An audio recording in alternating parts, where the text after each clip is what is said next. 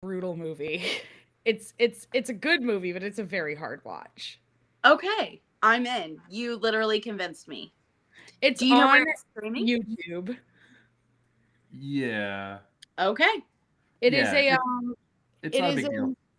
it's a movie about like nuclear war. It's kind of known to be one of the most like brutally accurate depictions of what would happen in a nuclear war, and it goes to like 20 years after the war. Wow. I'm just setting up the video really. Like, yeah, it's live, but I'm just gonna put the caption on there and everything, you know. Okay, I was like, oh man, did we just like hard cut live into me being like the movie threads? Hey, No, I there's can't those wait to things you watch can be it. talking about. No one's watching it. It's not a big deal. Yeah, Yeah. Fangoria Chainsaw Awards, Luka, poets, Luka, Erasquin. I always like have to remember that it's an IQ, and Mike, your partner in crime, Linehan. I love Mike. Yeah, Mike is fucking great.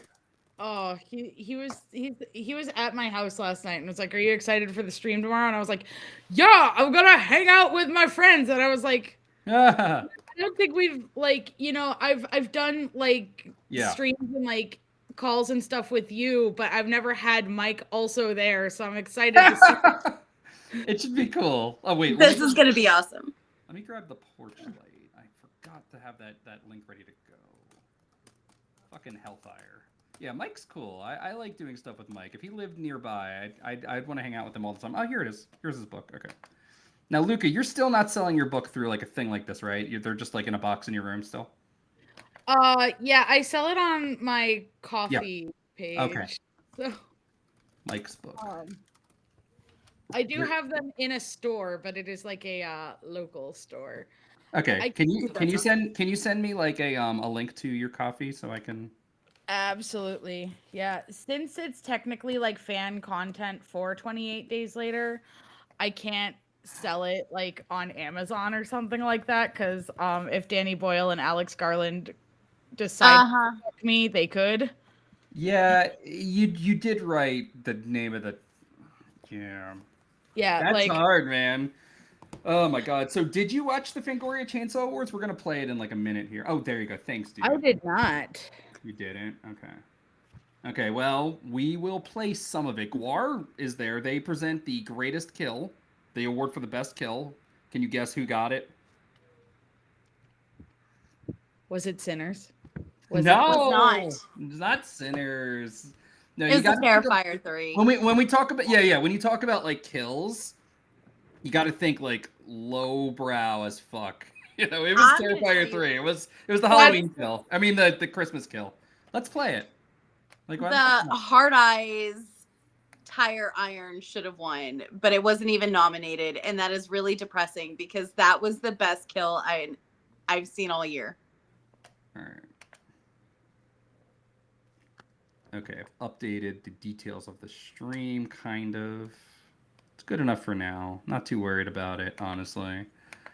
Can always edit stuff later. Let's skip that. All right, now let's share the video.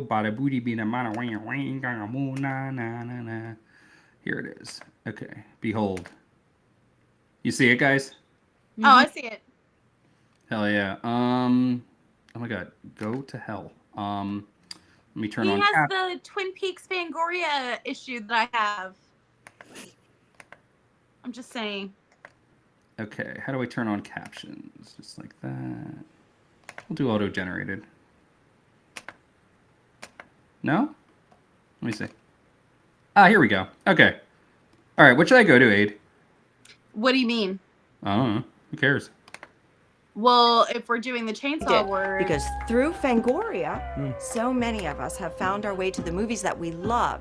To each So other. can you hear this at all? To you Yes. and me tonight. Okay. Tonight, you and me. We're Should I here turn it and down? you. I can't hear I love it you. all. I love you. I love Me Too. And I don't speaking care, I don't of need to tonight, hear I it. think it's safe to say that this past year's movies were out of this Let me see world. if they have How many space puns are we Let me see gonna if do they have, Oh my tonight? God, if how do I'm you say doing it, the you math, know? I'd say like a Leviathan amount, like Yeah. Jason X, Alien to the Third, Let's plus just say to infinite. Werewolves infinity and Within. beyond. Space is infinite. Chapters. Regardless, Here we you're go. correct. This is what I Since the want. last Okay. ceremony, there have been Award an embarrassment categories. of All right, riches for Abe. Fright fans. Space Horror We've seen Tribute, breathtaking Horror original stories Anniversaries, reinvigorate the Reanimator. box office. Thank God, we all want to go Whoa, to the what's that movies. sound?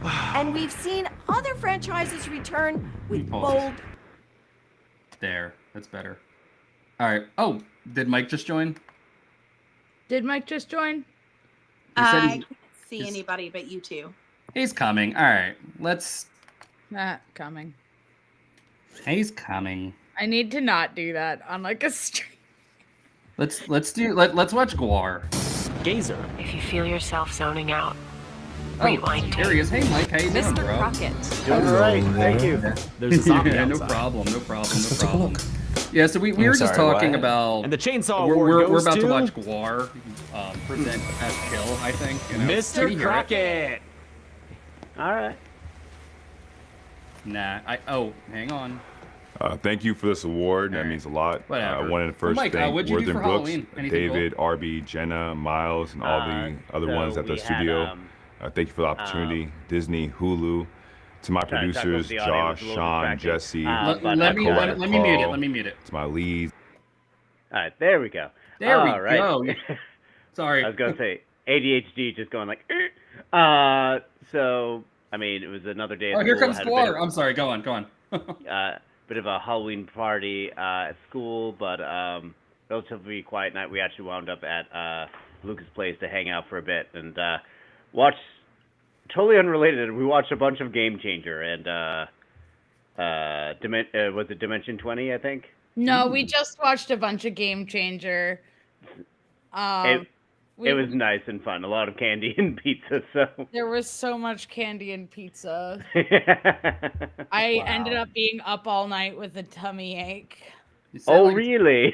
Say that like it's a bad thing. Hey, look, it's I Guar. wonder- Yeah, I wonder why. Oof. Oh man. Yeah, I was just watching Casper the Friendly Ghost. I was playing Cult of the Lamb. We watched some Invader Zim.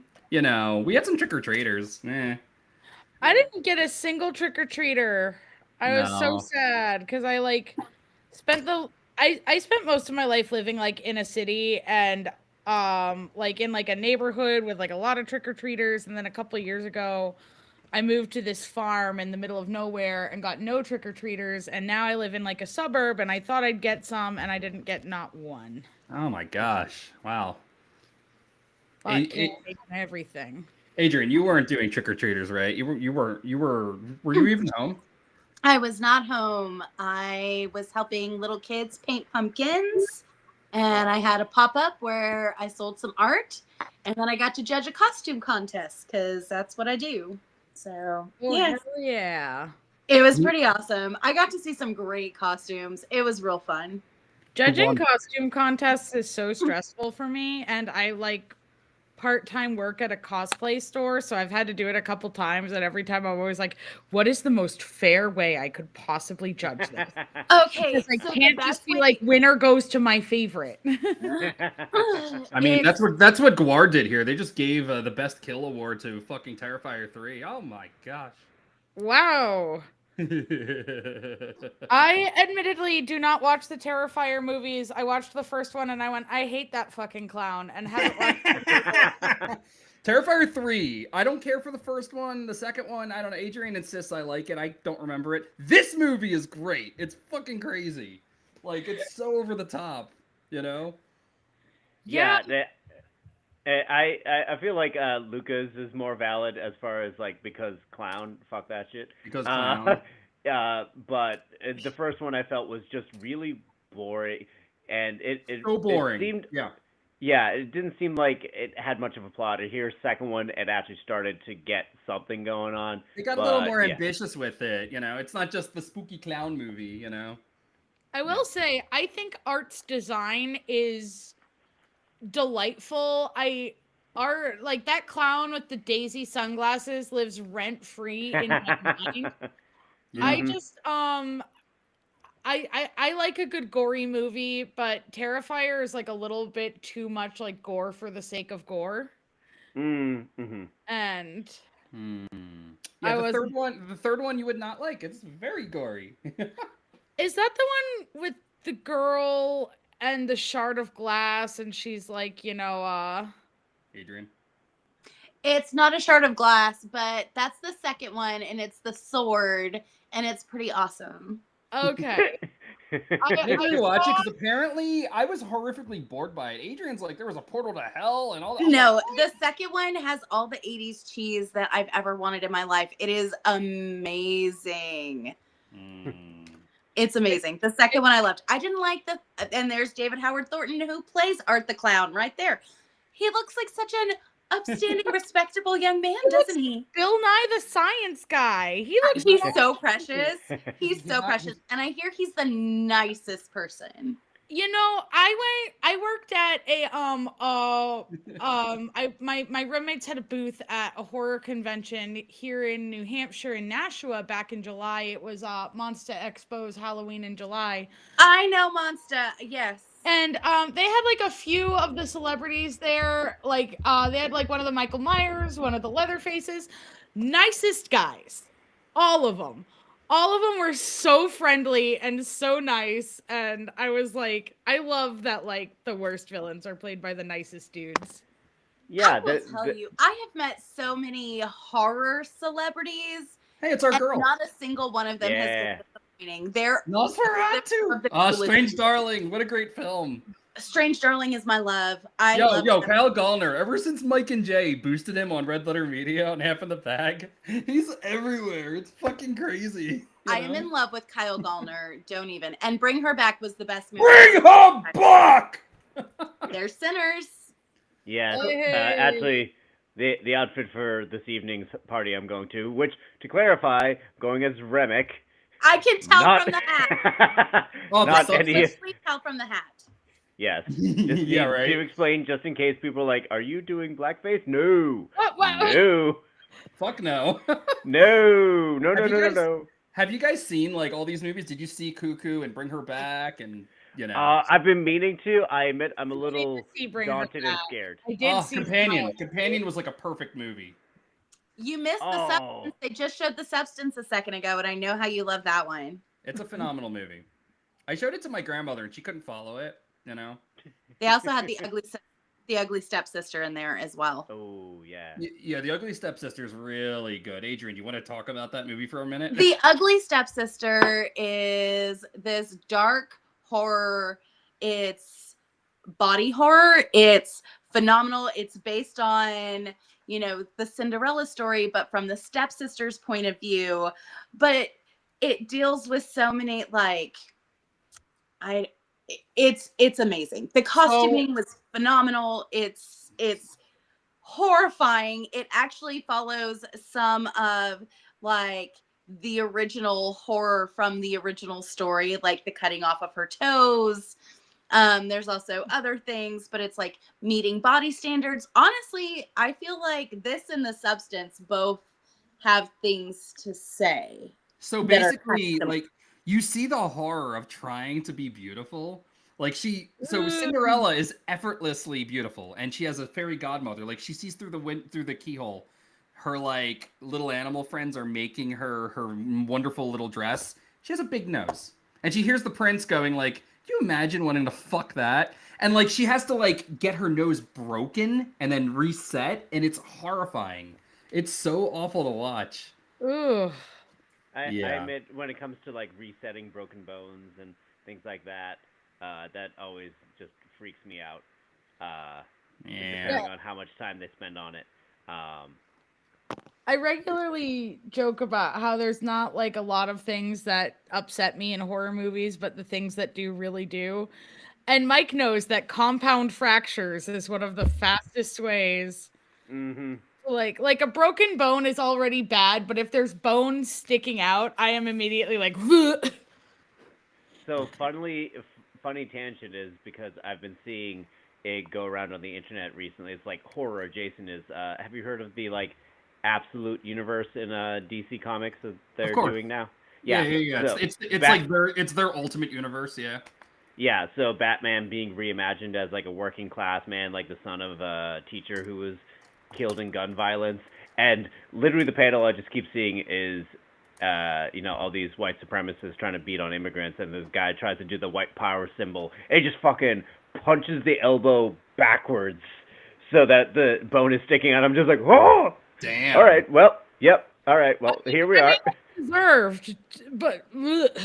See, Batman won't kill you, but he will fucking brutalize you. You know. Same thing with Daredevil. It's like, I didn't kill you. I can hear him breathing. He's just in fucking coma. I'll put you in traction for 8 years. No, wait.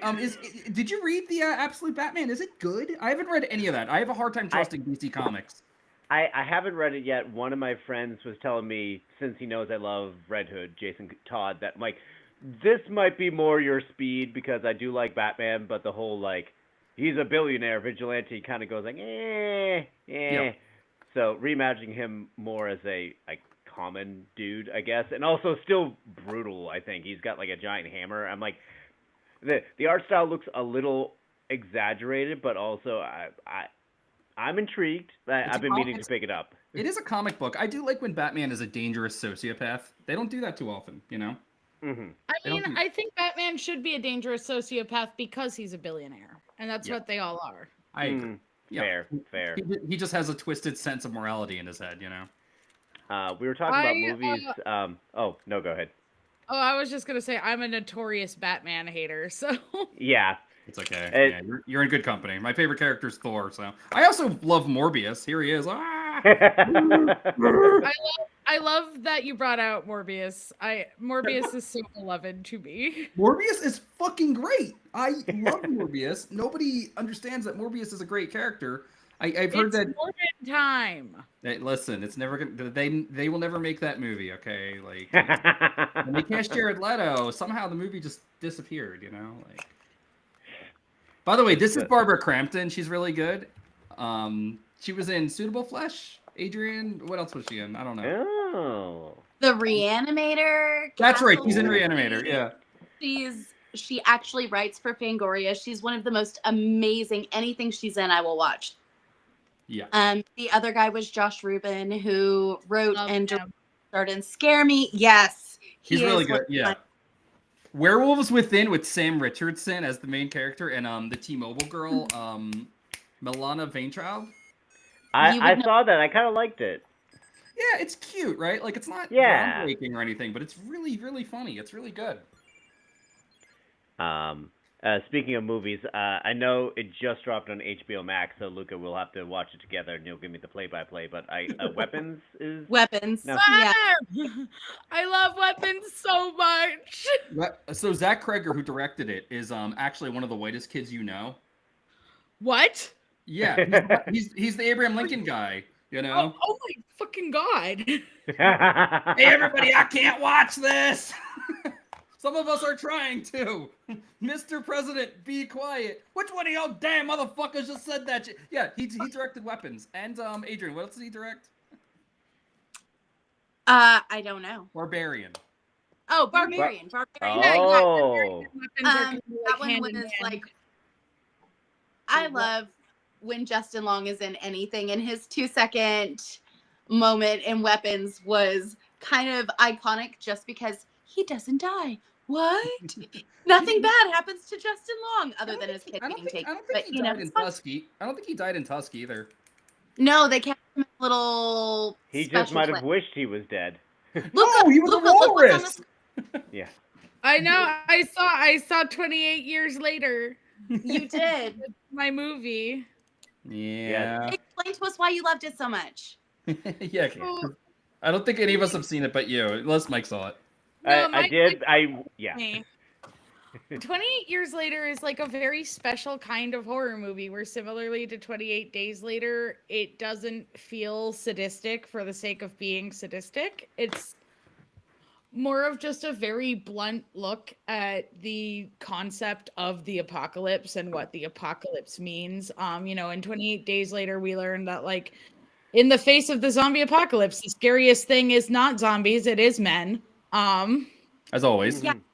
As always. And in 28 Years Later, we kind of see, like, 30 years into the apocalypse, the scariest thing isn't the infected, it's what people in their right minds will do. Yes. In their right minds. In their right minds. Because, In their in right 28 mind. years later, you see that the infected, and I mean, it was the same in 28 days and 28 weeks, is the infected are no longer seen as people. But now that we're 30 years into this infection, we're kind of reminded that these are not zombies. These are not the Walking Dead. These are living people who are sick.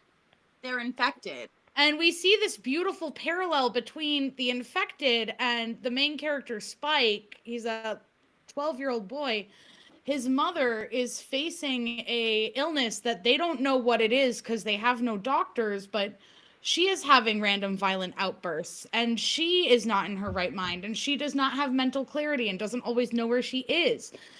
And she doesn't have the rage virus, but she is sick with something. And there is this parallel between her and the infected of where are we drawing the line of what is a human and what is not? Right. And it's just a really good look at that while also still having some just beautiful zombie violence and gore. My favorite character is one of the infected, who is what they call an alpha, and he's like the alphas are like smart and they're big, and he's just this big naked man running around committing violence. Okay, so I heard so much flack about the nudity, like the male nudity, and I'm like, do you guys even watch horror movies? Male nudity is not a new thing. So I don't know why people are freaking out about it. Nah, I want to sit through so many fucking boob scenes in horror movies. Right? And it's just like, okay, being violated and so much sexual aggression against women that I'm like, If yeah, there's- show me the big zombie penis. if there's a dick in a movie, people cry. Like I showed Betty Blue to my friends, and I thought they'd be horrified by her ripping her own eyeball out. Nah, they couldn't handle the the man walking around with his dick out because it's a French movie. I was like, really, guys? Really? I think I watched too many French movies in my lifetime, and I did too many life drawing classes because nudity just doesn't even register. All I see are lines and shadows. Like, it doesn't even. Yeah. I don't care. I worked in a nursing home for a very long time. I work with adults with developmental disabilities. I have seen more genitals than probably a lot of hookers. Like, I just don't care. Yeah. Yeah. Yeah, and the thing about this movie too is like Luka can certainly help clarify too. Is much like the first movie, we're just pretending that 28 weeks later didn't exist. Because even though I love me some Robert Carlyle, like, don't get me wrong, Robert Carlyle for life. It is such a bad movie. It is such a bad movie. Yeah, I was on the phone with Adrian while I was watching it, and I was kind of like, dude, I hate this British shit. It's so boring. And she's like, no, it's just bad. Like, It's just a bad movie. It has nothing to do with it being British or not. It's just a bad movie. But the most recent one, it kind of has the same feel of the 28 Days Later in the sense of, yes, it's a post-apocalyptic zombie movie. I would say this was even more gory than the first one. Like, I showed it to my wife, and I'm like, no, it's really good. And like the first half hour, especially, like, there's so much blood and decapitation and blood vomiting, and that scene that we won't talk about, that on the train involving a pregnant zombie. Oh my! Ooh. Oh, well, now it's time to welcome. I think I have to watch this movie. Yeah. Okay. But like, it all comes back around to this. It might be weird to say wholesomeness. Yeah. It's like there's still, as Luka's book points to, with Endless Love, that the horrors persist, but so does the love and the hope, in spite of it all. The heart and the hope. It's heart and hope are things that I think are very important in horror movies, because anyone can play just desperation, Yeah. And that's not to say just desperation is always bad. I just think that to make a movie that is genuinely scary but also makes me genuinely feel good is like a very special thing. Like, I think of, like, I talk about this movie nonstop, but the ending of the first Texas Chainsaw Massacre, the concept of the final girl in general is a concept filled with hope. Yeah. But like at the ending of Texas Chainsaw Massacre, we've just sat through this hour and 20 minutes of like a nonstop gore fest. And then to see the one girl get away and she's laughing in Leatherface's face as she's riding away on the back of this truck. It's like this really special feeling that just would not have happened if she just died at the end, because then it's like, oh, I came to watch people die and they all died, and that I'm not surprised at all. Yeah. You know? You know, there was a time when horror movies were made by filmmakers like Tobe Hooper, and like they were pushing the envelope. They were pushing it. You know what I mean? Like you had these very oh my god, I'm gonna talk like Adrian. Human moments. You know, seriously, Adrian, you're right. Like, you know, it's a very good word. But like, yeah, like I think about the Carrie remake and like junk. You know, low budget trash. The Salem's Lot remake. None of that. You know, none of that stuff. It's kind of fascinating. It means nothing. They literally took all of the meaning out of the original Salem's Lot, and they just like they did all the good shit, and then poof. I'm just saying, like when you have like a James Wan come along, and like people are acting like it's the greatest thing ever because it has like, you know, the characters have arcs, and I'm like, this movie is terrible. Like, you know. But it's because most people don't watch the movies we watch. Okay, like let's be honest. We're watching wait before you give me more praises, or my other nemesis, Scott Derrickson, you know, the acclaimed director of Hellraiser 5, The Day the Earth Stood Still remake. What's that movie with Bagul? Sinister? Like all these like horrible schlock fests. And then he makes The Black Phone, which is like competent, I guess. He finally made a good movie. Oh, The Black Phone is like one of my favorite horror movies of all time. It's okay. I mean, it's pretty good actually. You know, like I'm hard on it. Joe Hill's pretty talented. It's hard to go wrong with Joe Hill, like giving the source material. Oh, Joe Hill wrote the novel? The short story, yeah. Okay, that explains, because Scott Derrickson, I'm pretty sure Sinister was his idea, and that motherfucker can't write, you know? Like, I don't even think he can read. I was going to say, so funnily enough, a couple weeks ago, I was at an author. I know, he won Long Legs. Right. That was this year. This was a crazy year for movies. I still have not seen Long Legs. It's on my list, but him in Color Out of Space was wild. His best horror movie will always be Mandy to me. You know, I was gonna say Ghost Rider: Spirit of Vengeance, but that's not a horror movie. You know, it's not theoretically a horror movie, but it is pretty horrific to watch. Adrian, did you just bring up my favorite vampire movie? I did. What's it called? Vampire's Kiss. I'm a vampire. Vampire's Kiss. That was the first movie I think I ever saw Nicolas Cage in. Yeah, maybe we'll watch a clip of him freaking out on here in a bit. It's a great movie. What a thing to behold is to remember your first Nicolas Cage movie rather than he's always been a presence in your life. I think my first Nicolas Cage movie was probably National Treasure. Yes. Yep. Because you're a youngin'. I think it was Ghost Rider for me. I actually think it was Ghost Rider. Like, not even lying. Oh. I'm old, guys. I'm sorry. Like, I was like really young when Mom rented Vampire's Kiss, and that was my first Nicolas Cage movie. And then we watched, you know, Raising Arizona. We watched what is it? Moonlighting? No, something with shit. Yeah. What is it? Moonlight? It's Moonlight. Not Moonlight. Moonlight's a different movie.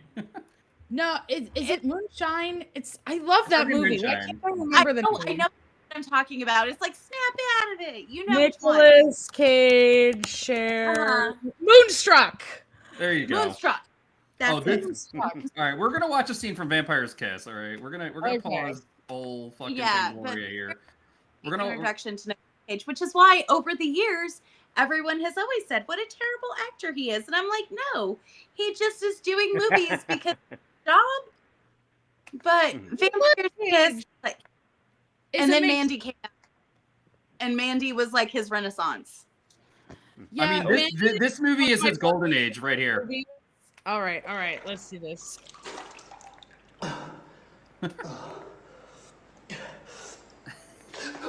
Oh Christ! Can you guys hear them? Oh Christ! Where am I? Can you hear it? Mm-hmm. Okay. Where am I? Oh Christ! So basically, he just thinks he's a vampire for no reason, no discernible reason. A vampire? Oh God! Oh my God, where am I? Adrian, do you guys hear it? Yes. Okay. There's some guys like, I'm taking a dump in here. So I think that guy was not an extra. That's the horrifying thing about this movie. They didn't have extras for it. So there's like a lady. There's a part where a woman is like, "What the hell's he doing in here?" Because he chases the actress into a bathroom, a women's room. There's a part where he's just walking through the city going, "Ah!" and he's dragging a wooden stake, and people are just like shoving him. They're like walking past him. There's a car beeping at him. It's all real. They shot on the streets of New York. It's amazing. Oh my God. Yeah, go watch Vampire's Kiss tonight. It's a fucking ridiculous classic. It's legendary. I think it's showing on Tubi, actually, guys, if you really want to see it. Tubi. Everything's on Tubi for the win. Like, we don't get Yeah. paid by Tubi. Not a thing, but I'm going to tell you guys, like, if you want to see anything good that's horror related, especially, it's Tubi or it's Shudder. Those are like the two options. Mm-hmm. Yeah. Before the thought completely runs away from me, we were talking about movies and like the schlop, and why things like Sinners and Weapons and those movies have done so well is because they have actual substance and thought behind it. And I was at an author's event a few weeks back of I think it's B. Jelly Clark. He wrote this novella called Ring Shout. Follows three black women in the 1920s hunting down the KKK, but specifically interdimensional demons that came through because of the KKK. Oh. And somebody asked him, like, "Oh, are you afraid for like the future of the industry and whatnot? Like, will you continue to write books like this?" And he's like, "Well, yes." And he went on to talk about, like, well, for one thing, his book spiked in popularity because of Sinners, and a bunch of people would watch it and go like, "Oh, if you like this movie, go read this book." And he's like, "Well, like, the difference is, like, I think in the literary world they have a better like finger to the pulse of society than Hollywood, because it's like we keep pumping out these Marvel movies, which I used to love once upon a time, and now every time I see a new one, I'm like, oh god damn it, another one, because the latest Captain America just had like no substance to it. I didn't even see it. But there was substance. It was just really disgusting patriotic substance. They tried to have a tiny bit of commentary on like where we are as a country, but they couldn't commit. There's a part where Harrison Ford is chewing him out. He's chewing out Sam Wilson. Boulet Brothers. He's chewing him out. He's like, "You're not Steve Rogers," and there's a reaction shot, and I'm waiting for him to go, "You're right, I'm not." But instead he just goes. The reaction shot is just him going, like. Yeah. He's the Black Captain America. Like, that is a statement already. And they, look, the president of the United States turning into a giant red Hulk and trashing the White House and attacking American citizens with the flag, that is the stuff of political satire. That's something right out of a comic book.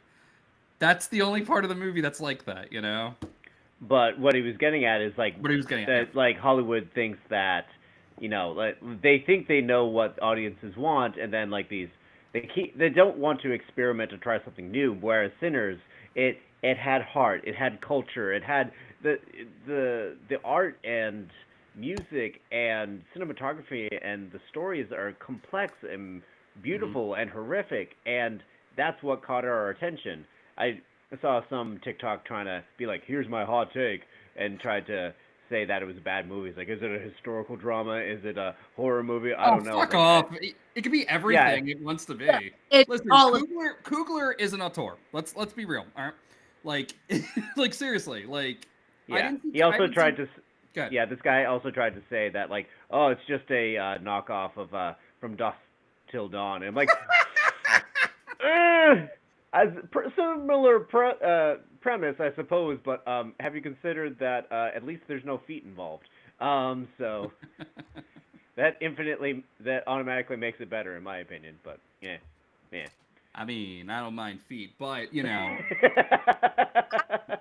I'm just being funny. Homaged, but it still had this whole like it paid tribute to like honest vampire folklore. When was the last time we saw anybody take garlic seriously in a movie? Like I like that that's the scene.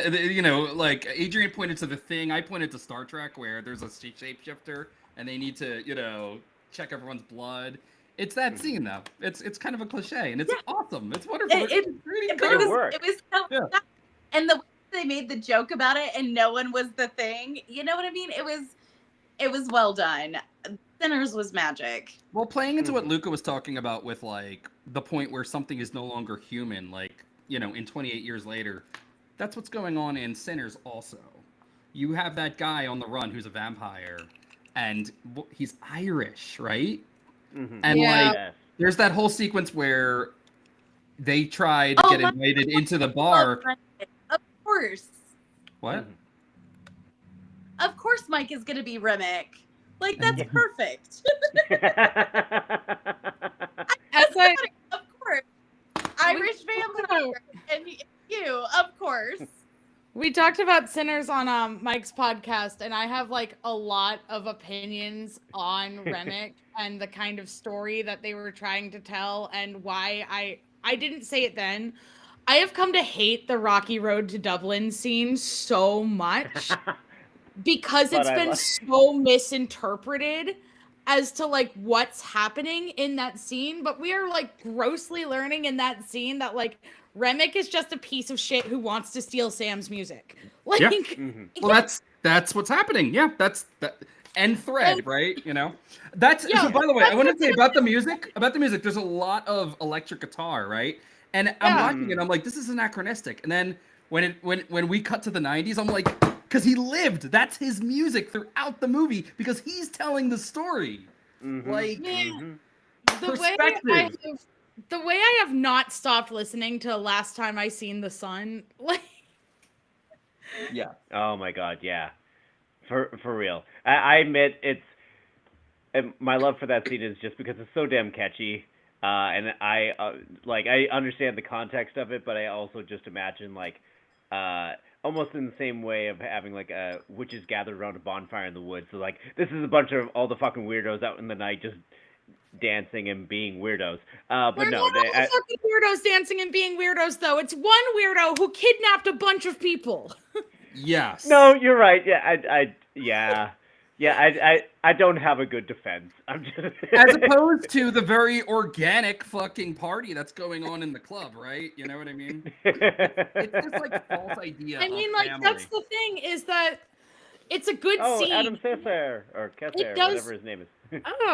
Cesare, man. It's a good scene, and it does entirely what it's intended to do, which is to enchant you. But that's the thing, is it's enchanting you. It's feeding you the drug. It's feeding you the thing you want, which in this case is a catchy song. But it's a song that Remick did not write. It's a folk song. And here's Remick later in the movie being like, oh, they stole my native tongue from me. But everything he sings is in English. Yes. Because everything he does is stolen. And everything he does is fake. When there is an actual, like you said, an organic... the same thing going on in the next building, Is there an appeal to different ways to resist, perhaps? Where Rennick has become the oppressor, Whereas Smoke and Stack and all his kick-ass jazzy friends, they're just trying to party and stick together, Remick is definitely a metaphor for the performative left. In this essay, I will. Love it. Especially are you Klan? Sir, we believe in equality. It's like, yeah. But wait. Do you denounce Hamas? Sir. Do you denounce Hamas? Yes or no? Remick is the same kind of character as the girlfriend from Get Out. Yeah. The girlfriend from Get Out. Oh, yes. It took me a second, yeah. Oh, I who's will this say guy? too another Oh, because okay. he just popped up on the video here. Adam Cesare, Cesare, I don't know. He did Clown in a Cornfield. We still need to watch Clown in a Cornfield too. We do. You should watch it. It's really It's good. fun. It is. I really It's like fun. the book. The book So Mike, kind of Mike, flipped some things on me that I wasn't if expecting. you watch Joe Bob Briggs's Halloween episode, he has the novel writer and the film writer, the director. I mean, he has Nice. them both like interview together. It's actually really cool. Mm-hmm. So he watches the movie and then he interviews them. You know. Oh, nice. So yeah. Yeah, I'm cannot wait for that. I really liked it personally. What's my wife and I, we kind of have like a watch list or to watch list for October. We try to prioritize because God knows there's so many horror movies to watch. So we try to pick out especially this year, you know. This was a great year for horror. It really for was. real. But like going with the classics like Halloween. One of my wife's favorites is Monster Squad. So horror. Horror is a stretch, but my life. Guys, Monster Squad is awesome, but did you know there's a 70s show called Monster Squad where Dracula, Frankenstein, and a Wolfman fight crime together?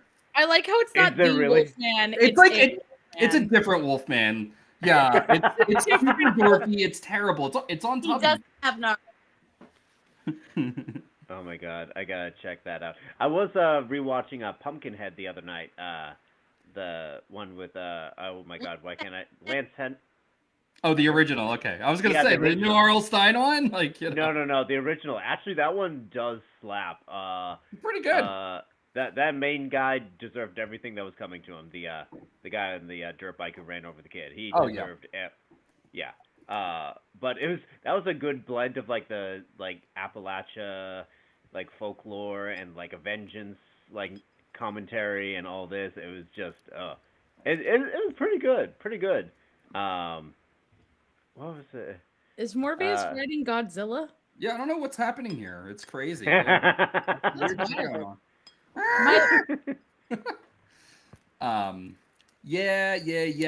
I thought Clown in the Cornfield was really good too, personally. I don't know. I love the book, so there you go. It's one of those things where it's like even if the movie interpretation of the book sucks, it's probably still going to be a good movie just by the concept. You know, I didn't read the book. I really enjoyed the movie. I can't stand slashers personally. Like, I know. I'm a monster. I know. I like when there's a monster or when there's like a character or something superficial. You know, like I like Freddy. Supernatural. I mean, you've read my slashers are the Hallmark Christmas films of horror poem. It's that I love my autistic ass loves a good formula, you know. I love slashers because they are Hallmark Christmas movies. They're all yes. It's like there's teenagers and they're horrible and someone's gonna kill them with a weapon that is objectively funny. And Gosh, I'm like checking. Did we publish that in the last edition? I think I'm pretty sure that's in there. I still haven't bought my copy yet. Did I not send you one? I don't think so. Wait, were you in the fall edition? I don't remember. Were you in the one before fall? I was in before fall. I think. Well, Luka was also in this one, I believe, because. Well, you're in this one. I haven't sent that out yet. If you're not in this one, this was the first edition, so the first physical. So okay, I do need to go back and do the other ones. It's just finding the time after. We're in promotion phase for the fall edition, so you know. I did manage to get. I purchased 2 copies of that because one I put into our weekly open mic. We have a raffle, and because I kind of blacked out in October and just bought or acquired a bunch of spooky related things, so I had a copy of the Death Wish latest issue in there.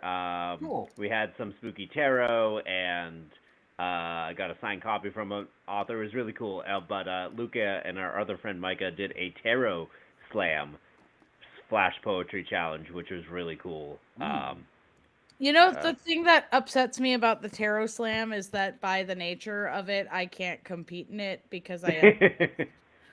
Yeah. But You're what? Okay. Yeah. But I do love hosting that one.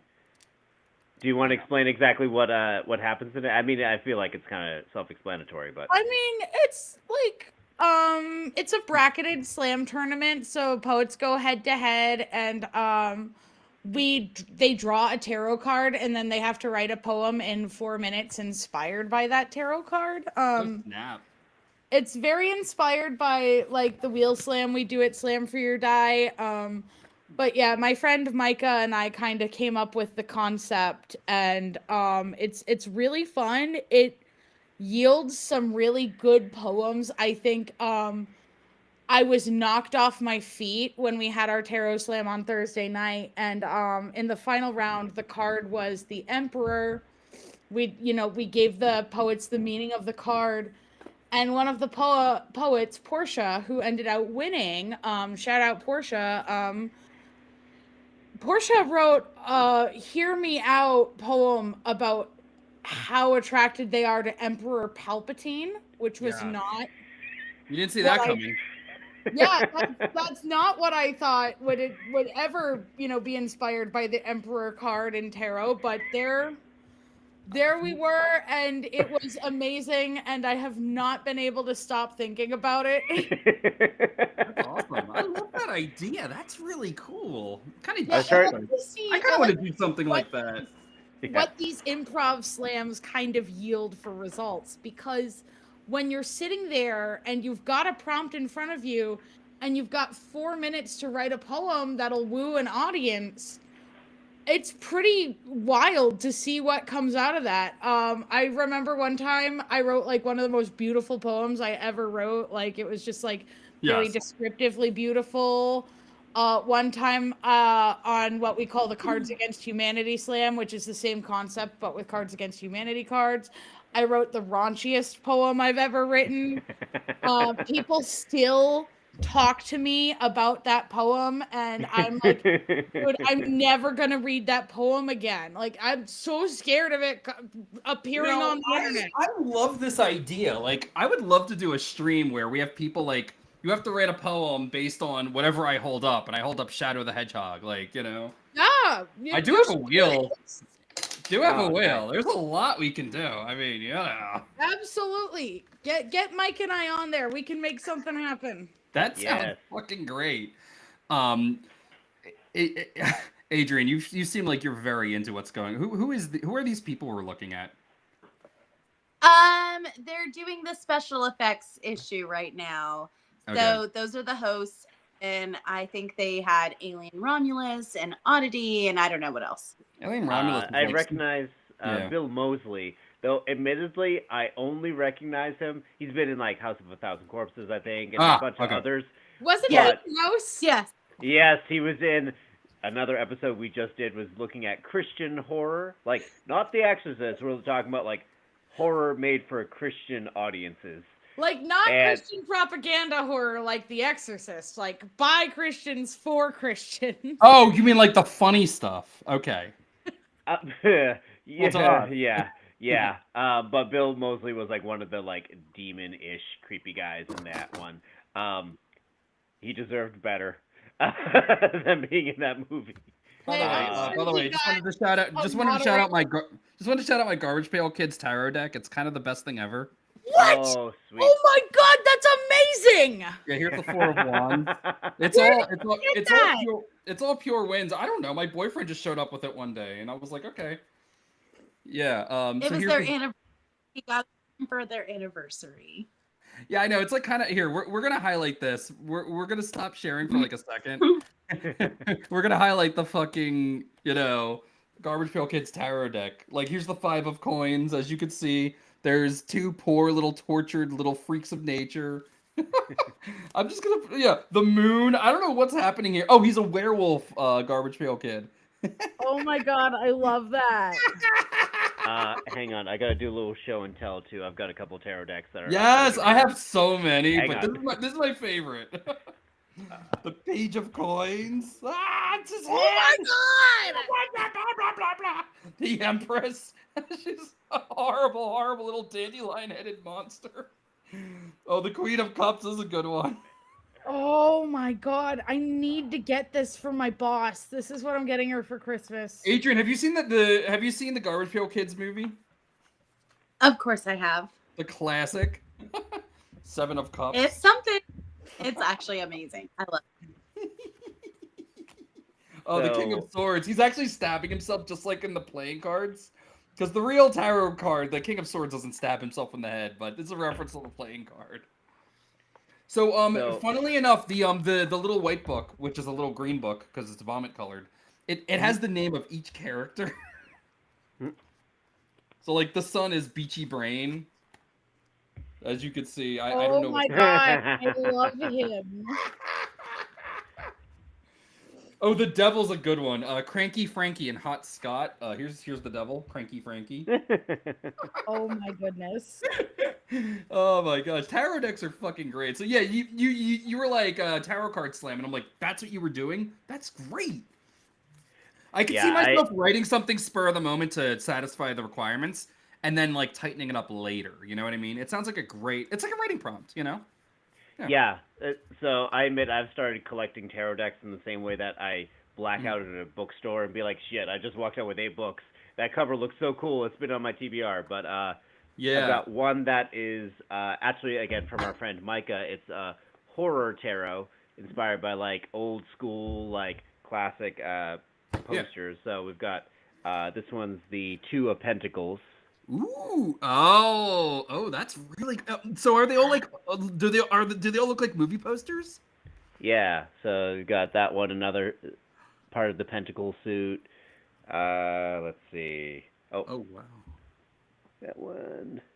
Oh, yeah, it's like very old school looking. Again, our friend Micah has one that's I think it's called the Macabre Tarot, but it's literally in a little coffin case. And when you open it, when you open it, it's so fun.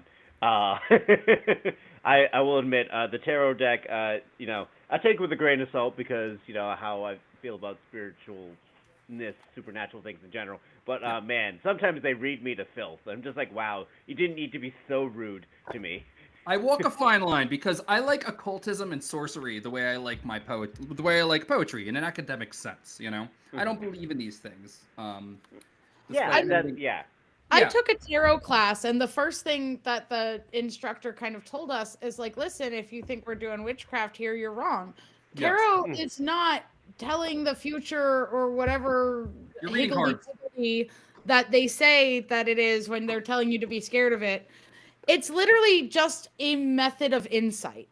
What is in your mind will come across in those cards. I bought my first deck, which is the Deviant Moon Tarot, to psychoanalyze myself and understand what I was doing with my writing. And when I read for people, I always go, after I've read the cards for them, and it's usually someone I know, so I'm telling them things I would tell them anyway. I say, what do you see in the cards now? Take a look and tell me what you see, Mm-hmm. Yeah, no, absolutely. Mm-hmm.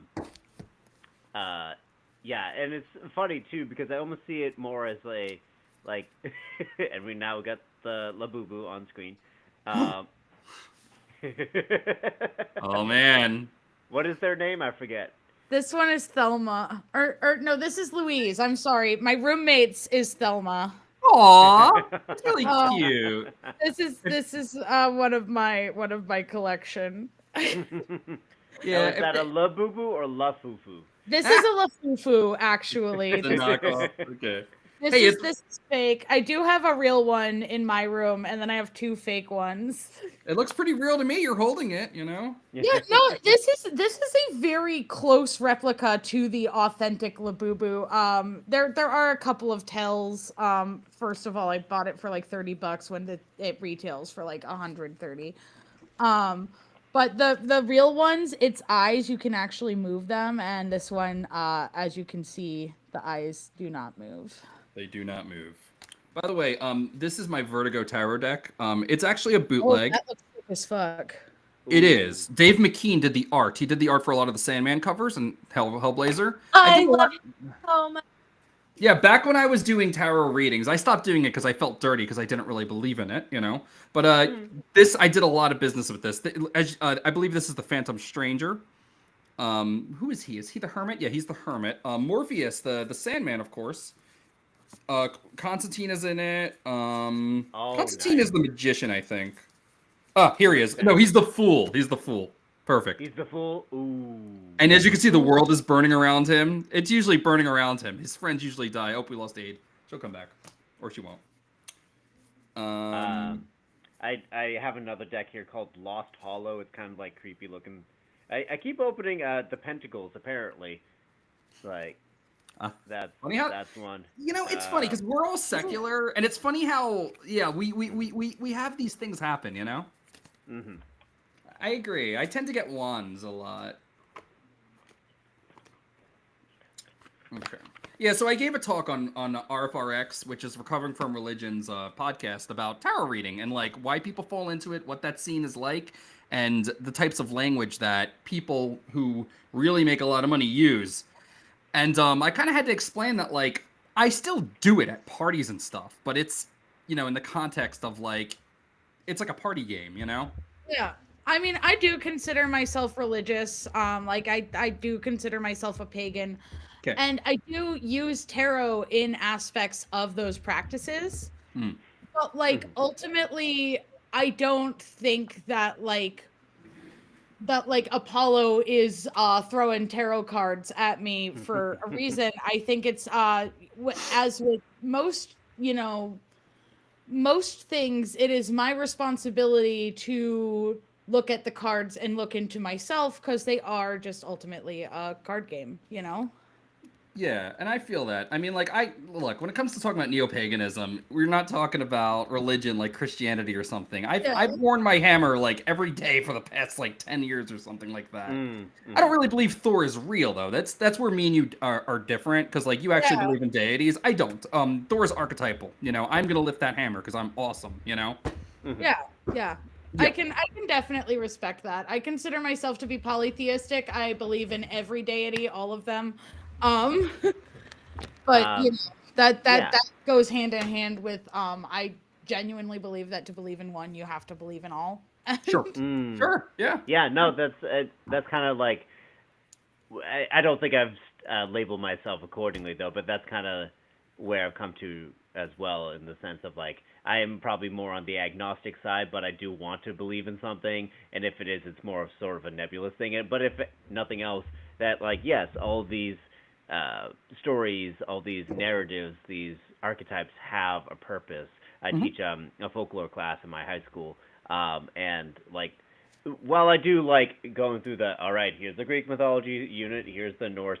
Some of my favorite things is doing like a little tangent on like tricksters or like dangerous women, like that, you know, whether they're like death goddesses or misunderstood like sorceresses or whatever it might be. Those are some of my favorite characters to look at and what they say about, you know, us as people and also what we, you know, find appealing in.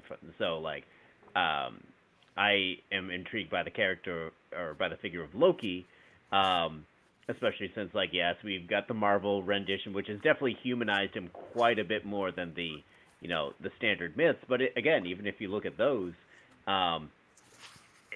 if you look at the context of the gods themselves are very imperfect, Loki himself is also not necessarily like a stand-in Lucifer figure. He's just the agent of chaos. Exactly. We tend to view it in a very Christianized, like good versus bad. Same thing with every like Greek mythology movie with like Clash of the Titans or Hercules. Well, like Hades is always Satan, like, or Satan. No. That's just modern American Narishkite. Honestly, Loki's that's a very like white centric.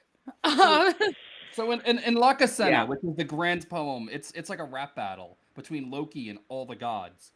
He shows up angry because they didn't even invite him to Aegir's hall to drink and eat and party, you know? He shows up and he murders Aegir's butler who invites him in because he's pissed. He's fucking angry. They don't want to let him sit. And Odin's like, he's my blood brother. He sits next to me. But Loki can't let it go. He's got to talk trash to Freya, Frey, Odin himself, Heimdall especially. He hates Heimdall because Heimdall's always watching him. And like, it isn't until Thor shows up and he's talking trash to Thor, and Thor is just like, I'm gonna break every bone in your fucking body. Shut up, sit down. But like, the thing is Loki's ultimately bound in the center of the earth for that. It's not because he stole Sif's hair. It's not because of Fenris. It's not because of Freya stealing Freya's necklace. It's because he exposed their flaws.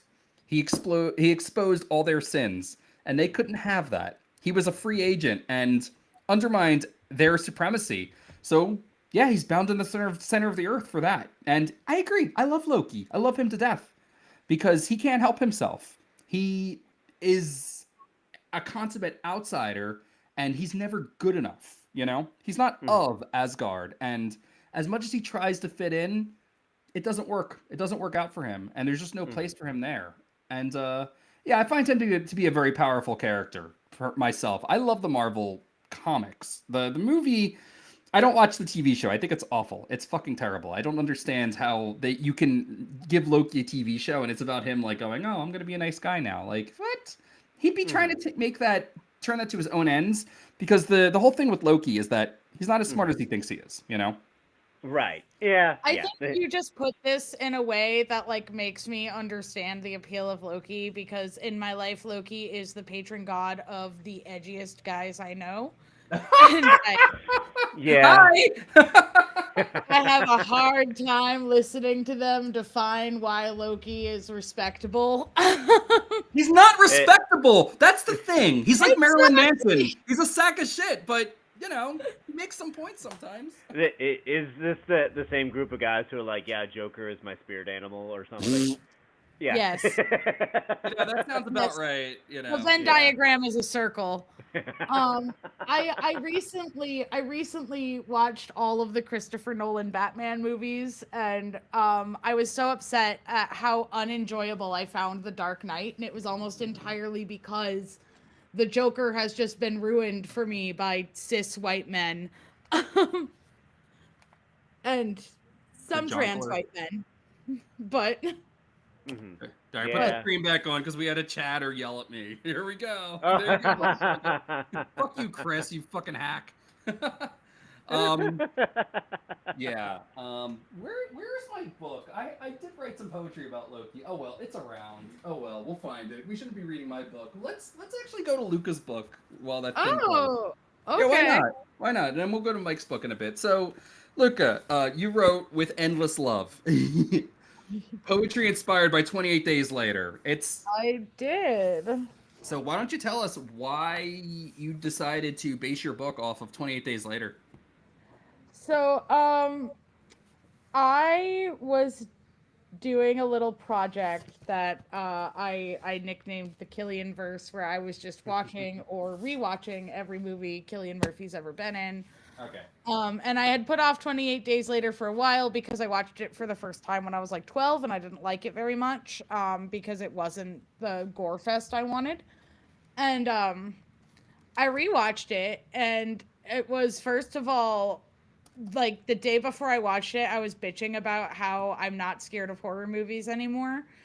And then proceeded to watch 28 Days Later, which like scared me so bad I needed to ask my brother to unlock the gun safe because I was scared to go outside. Oh my gosh. I have a very bad fear of chimpanzees, which is also covered in a poem in the book. But yes. Just watching that movie, I was just moved by how hopeful it was. And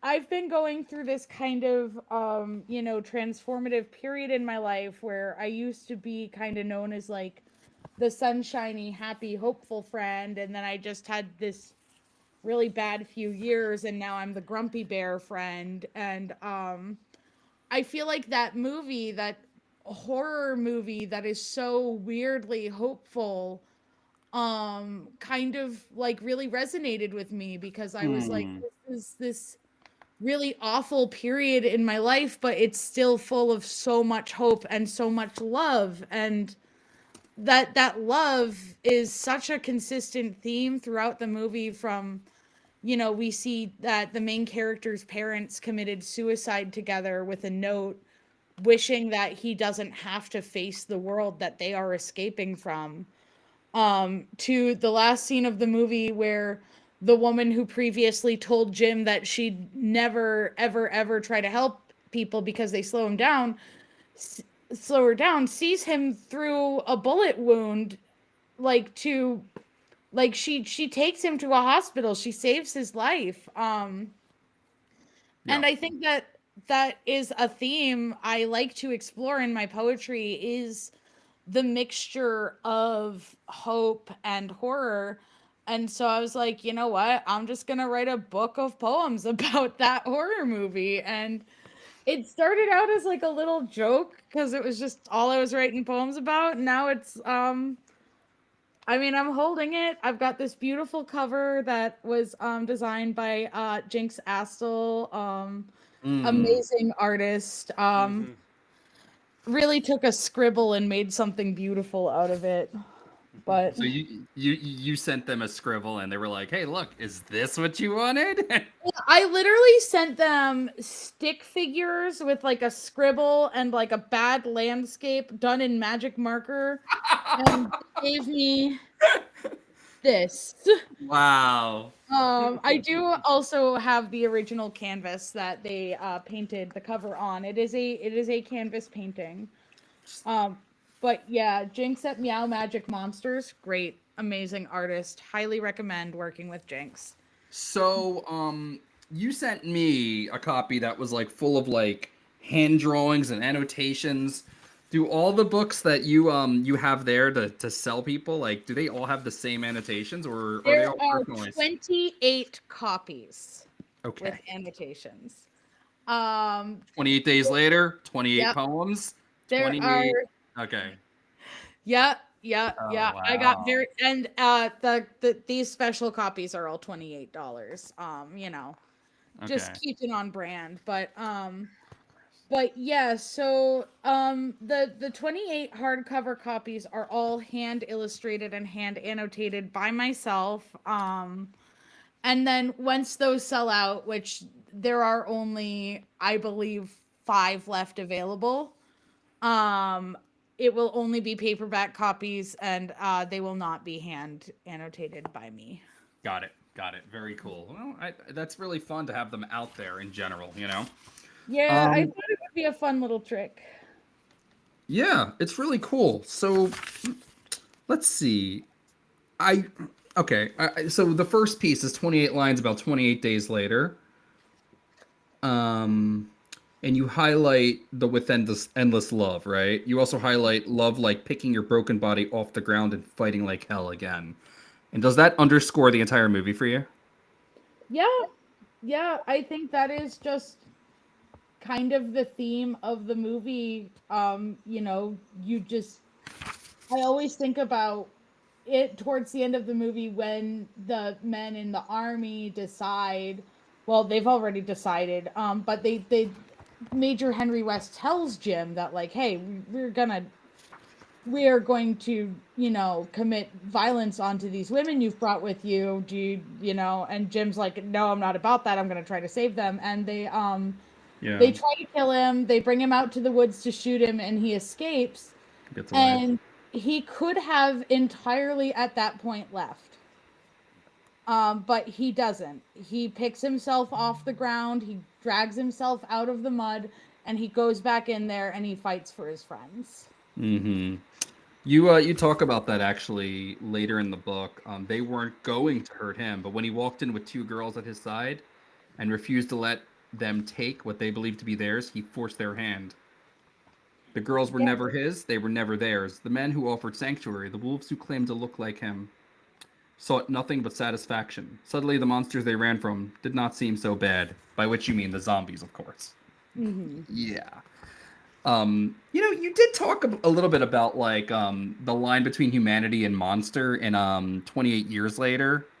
Like, is that what you were referring to? Like that theme specifically that it carries over? Yeah, I think I remember like, years ago when The Walking Dead came out, all the merch said fight the dead, fear the living. Okay. And in 28 Days Later, it's an even finer line because they aren't zombies. They are people with an infection. They are people with a virus. You can kill them like you would a person. They are capable of starving to death. They are capable of, like bleeding out. They are people. And but then if you look at the infected, they're their own threat. But then you get these people, the army men who are supposed to be helpful, but no infected has ever thought to use a woman as a broodmare. That was a healthy man who decided that. It was a healthy man, yeah. You said earlier, like it's the people in their right mind you got to be worried about, right?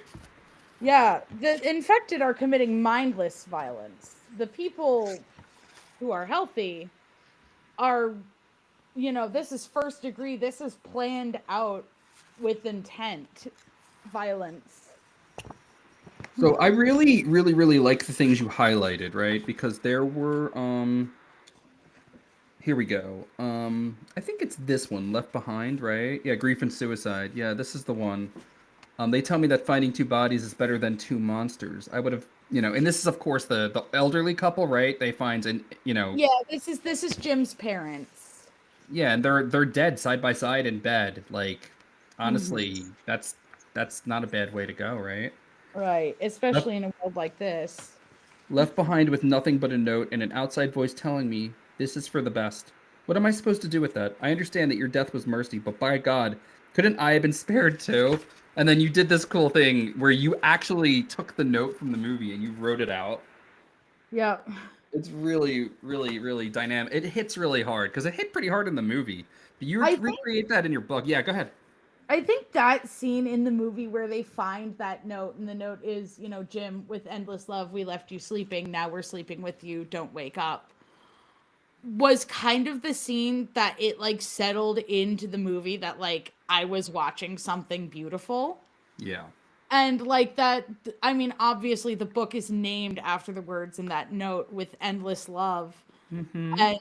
And yeah, I definitely wanted to make sure that note ended up in all the copies that were hand annotated, because while it is like something as dark as a suicide note, it's so full of compassion.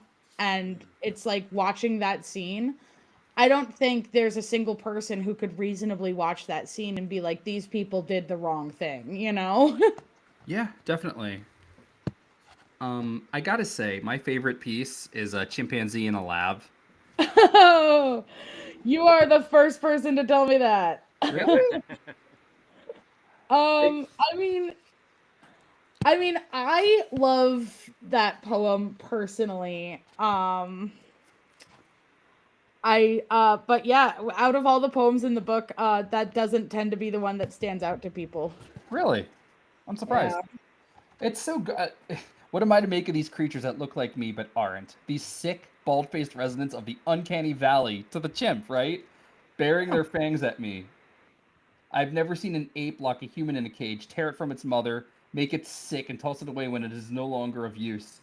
It's the way you write it, I also love the little monkey faces you drew. Oh yeah, the monkey faces are probably one of my favorite things too. Every time I'm annotating that page, I just have such a blast.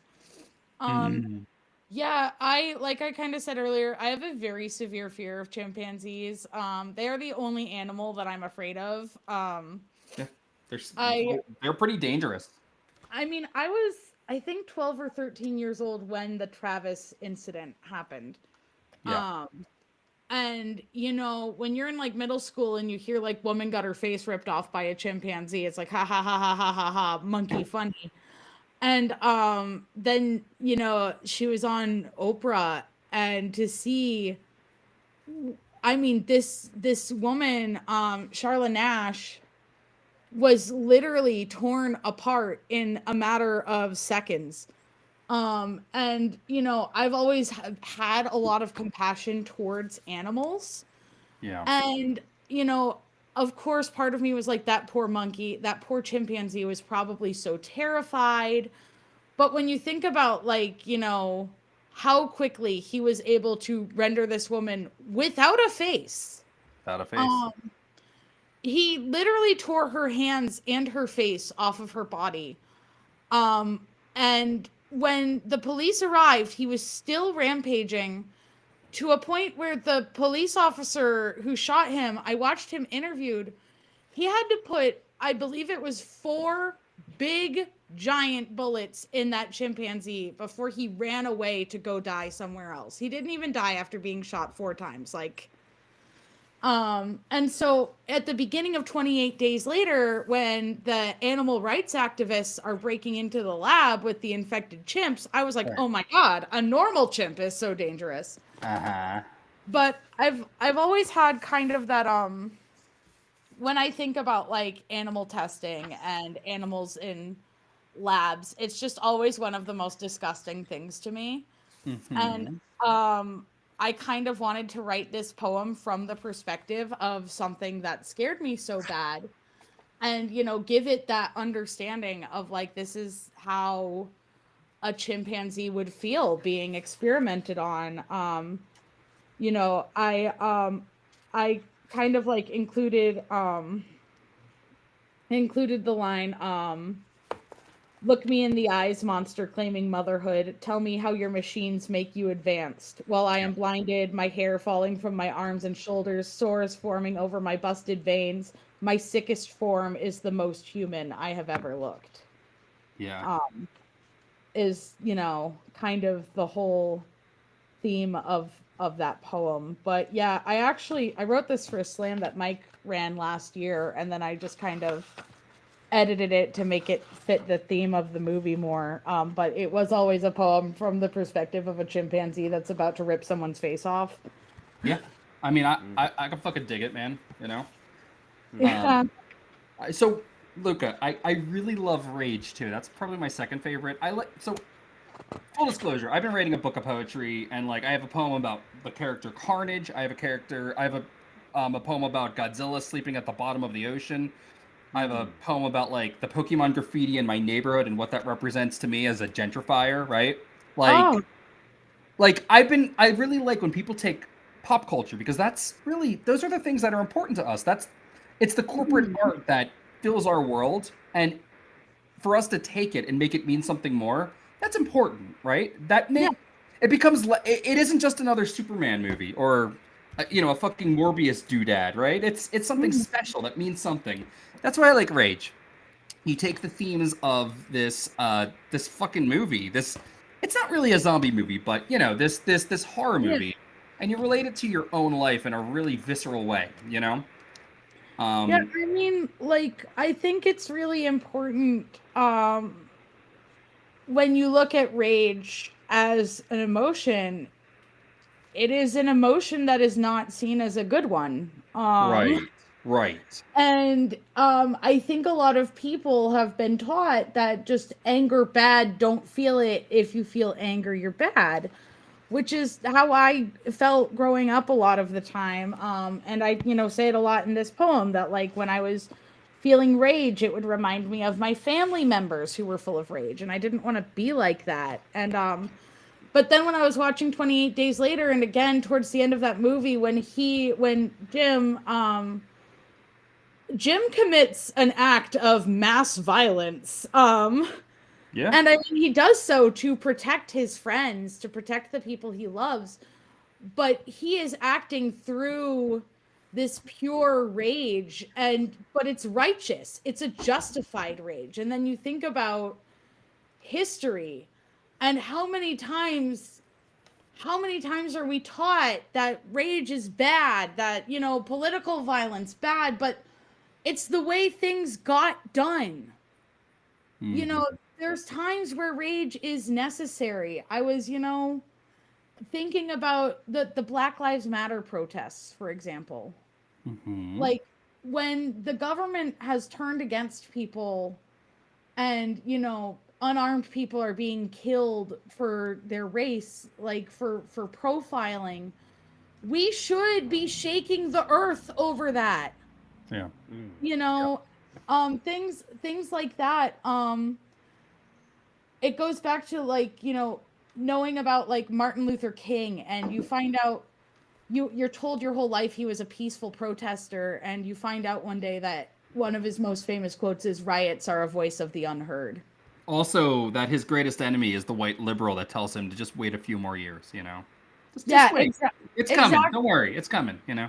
So if you had to ask me, my favorite poem in the book is probably Rage, because I was like, this is like where I say rage is one of the strongest tools of survival. It is the basis of revolution, the raising of diseased crops.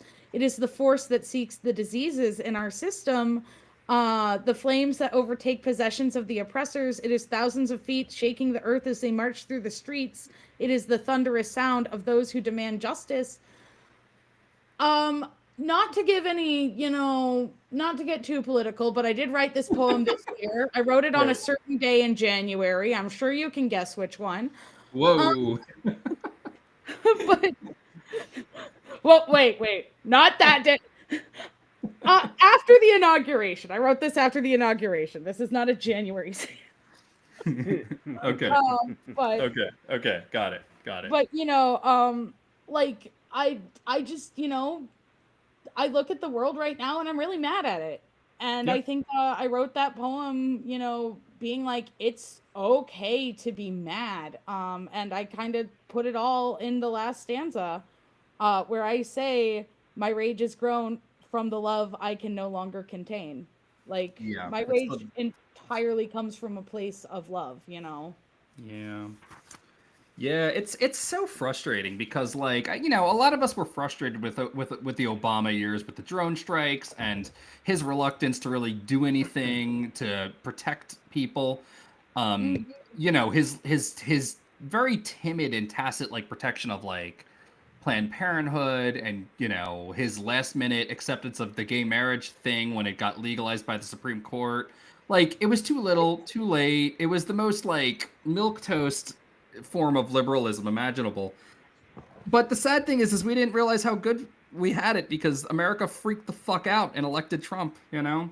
You know, and now, you know, which is pathetic because it wasn't that great. You know? There's no such thing as a good president. No, they're all war criminals. Like, you can't become president by being a good person. And like, you know, I did have a lot of issues with Obama. Lord knows I had so many issues with Biden. But my problem with the Trump administration isn't with Trump himself. It's that everyone who voted for him for hateful reasons was given validation and thinks they're right. Yeah.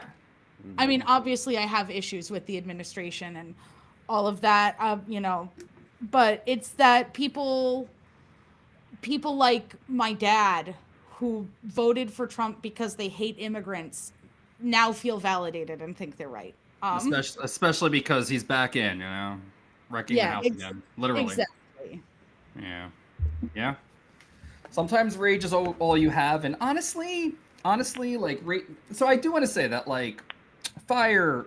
So this will tie back into our talk about Loki. Loki is also the god of fire, right?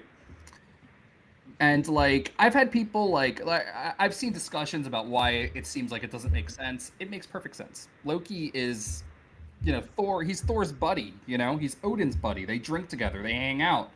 But fire can comfort. Fire can destroy. Right. And the same is true of rage. Yeah.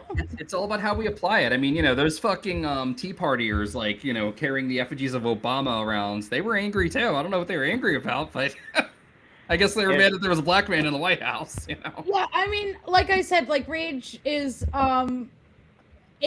we see it as a bad emotion for a reason, you know?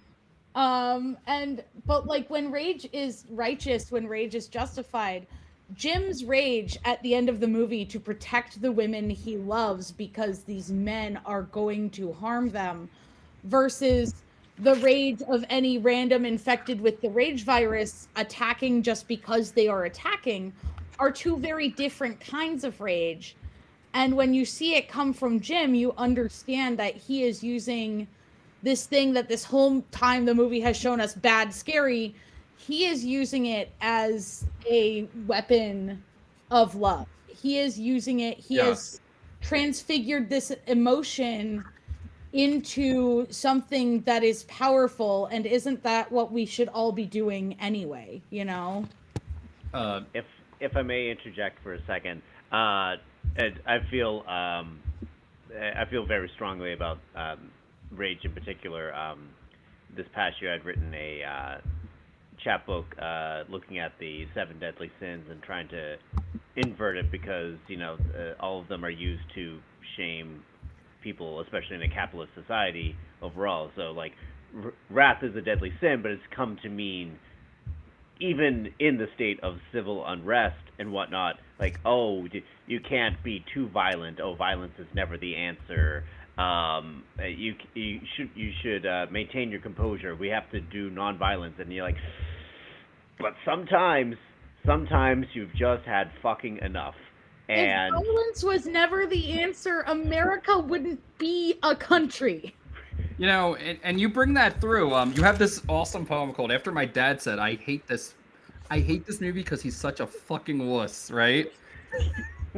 and this is just you. I feel like this is me yelling at my dad when he's like, "He's fucking stupid." like that's how he is too. He's like me if I didn't go to college, Like I was watching the movie one day, just minding my own business, and it is a scene where Jim is unarmed, being chased by a horde of infected, and he's yelling for help. And my dad says, "I hate this movie because he's such a fucking wuss." And I was like, "Oh, I'm sorry. Would you be able to do what he's doing? Like, why is he a wuss for yelling for help?" Yeah. Yeah. And every time I read this poem, I'm like, this poem kind of doesn't belong in this book because it has nothing to do with the movie outside of that I got mad at my dad while I was watching the movie. But it comes from that feeling of rage and rage, like what I feel is rage and what I think my dad feels is hate. And those are two very different things. I'm gonna tell people in the chat real fast that your book is in the because we have a couple people watching, but do go on. Yeah. Get Luka's book in the link below. But I think that like what I was feeling, right? Like first of all, what I was feeling in that moment is like, okay, my doomer survivalist father who has 50,000 billion guns he doesn't need. Yeah. Is commenting on how a guy in a movie shouldn't be screaming when he's being chased by monsters that are going to kill him while he's unarmed. Like this man who thinks he's mastered survivalism but can't survive without his Apple Watch for 20 minutes. Right. A lot of people like that. Yeah. Saying all that stuff, but it just reminded me of, like I said, the political state right now has led to him and I having a lot of disagreements. I am a leftist. I am trans. I have been looking at what the government is doing to trans people, and I have been saying, hey, this is bad, and this is what you voted for. And he's just like, oh, it's not actually that bad. And I'm like, oh my gosh, bro. I'm like, I can't get a passport right now. Like, and there's a lot of I'm not here to talk about my dad. I mean, we're talking about your poetry, though. I mean, Yeah. But I wrote this poem being like, you destroyed the world. Like, you are of the generation that completely tanked the economy for my generation. Yeah. And I just think a lot about how the way my dad views politics, the way he votes, the way he has a blatant disregard for anyone who's not a cis straight white man. Yeah, my You dad know? loves my dad loves to talk about men in dresses, and I'm just like, Dad, I'm not engaging with your bigotry anymore. I don't want to hear it. Yeah, exactly. And so I kind of wrote this poem being like, I'm Yeah. surviving through this hellscape that you created. I think the line that I, kind of wanted to point out the most is you've always walked a path your parents paved for you while you took a jackhammer to mine.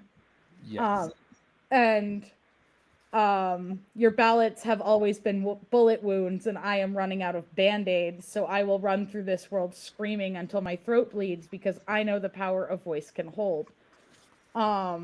It's just also funny story. I had a book release party at the store my roommates own in Nashua, and I had not been talking to my dad at the time. We're still not really talking. But he showed up to my book release party and bought a copy of the book, and I just was like, well, I hope he doesn't read it. And he hasn't. There you go. Well, my dad's better in that sense. At least he reads my books, My dad, I have a different poetry collection out in which I have a contrapuntal called Icarus and Daedalus, where it very lovingly compares and contrasts my dad and I. And he was like, I can't believe you wrote this poem insulting me. And I was like, this is like the nicest thing I've ever written about you, first of all. Crazy. Amazing. So yeah, I really love this book. I think you did a good job with it. Thank you. It's no, seriously. It's more beautifully put together than any of my books. I do my own stuff. Like, who did you get to put this together for you? My roommate David Doherty. I think he's got DA Doherty on his Instagram and Facebook. He's Okay. also one of the owners of Cosmom Con Shop. He did all the formatting for me, and Okay. he really did an excellent job. Yes, he did. All the different fonts, and I love the your biohazard signs too. Like, they're all throughout the book. It's very Yeah. cool. Very stylistic. He did a very good job, I think, making the poems kind of fit onto one page or like a 2-page spread, so that Yeah. it leaves a few blank pages in there, but ultimately I think it makes the poems themselves look better. So It's largely so that like most of them can start here, or they can at least flow from one page to the next.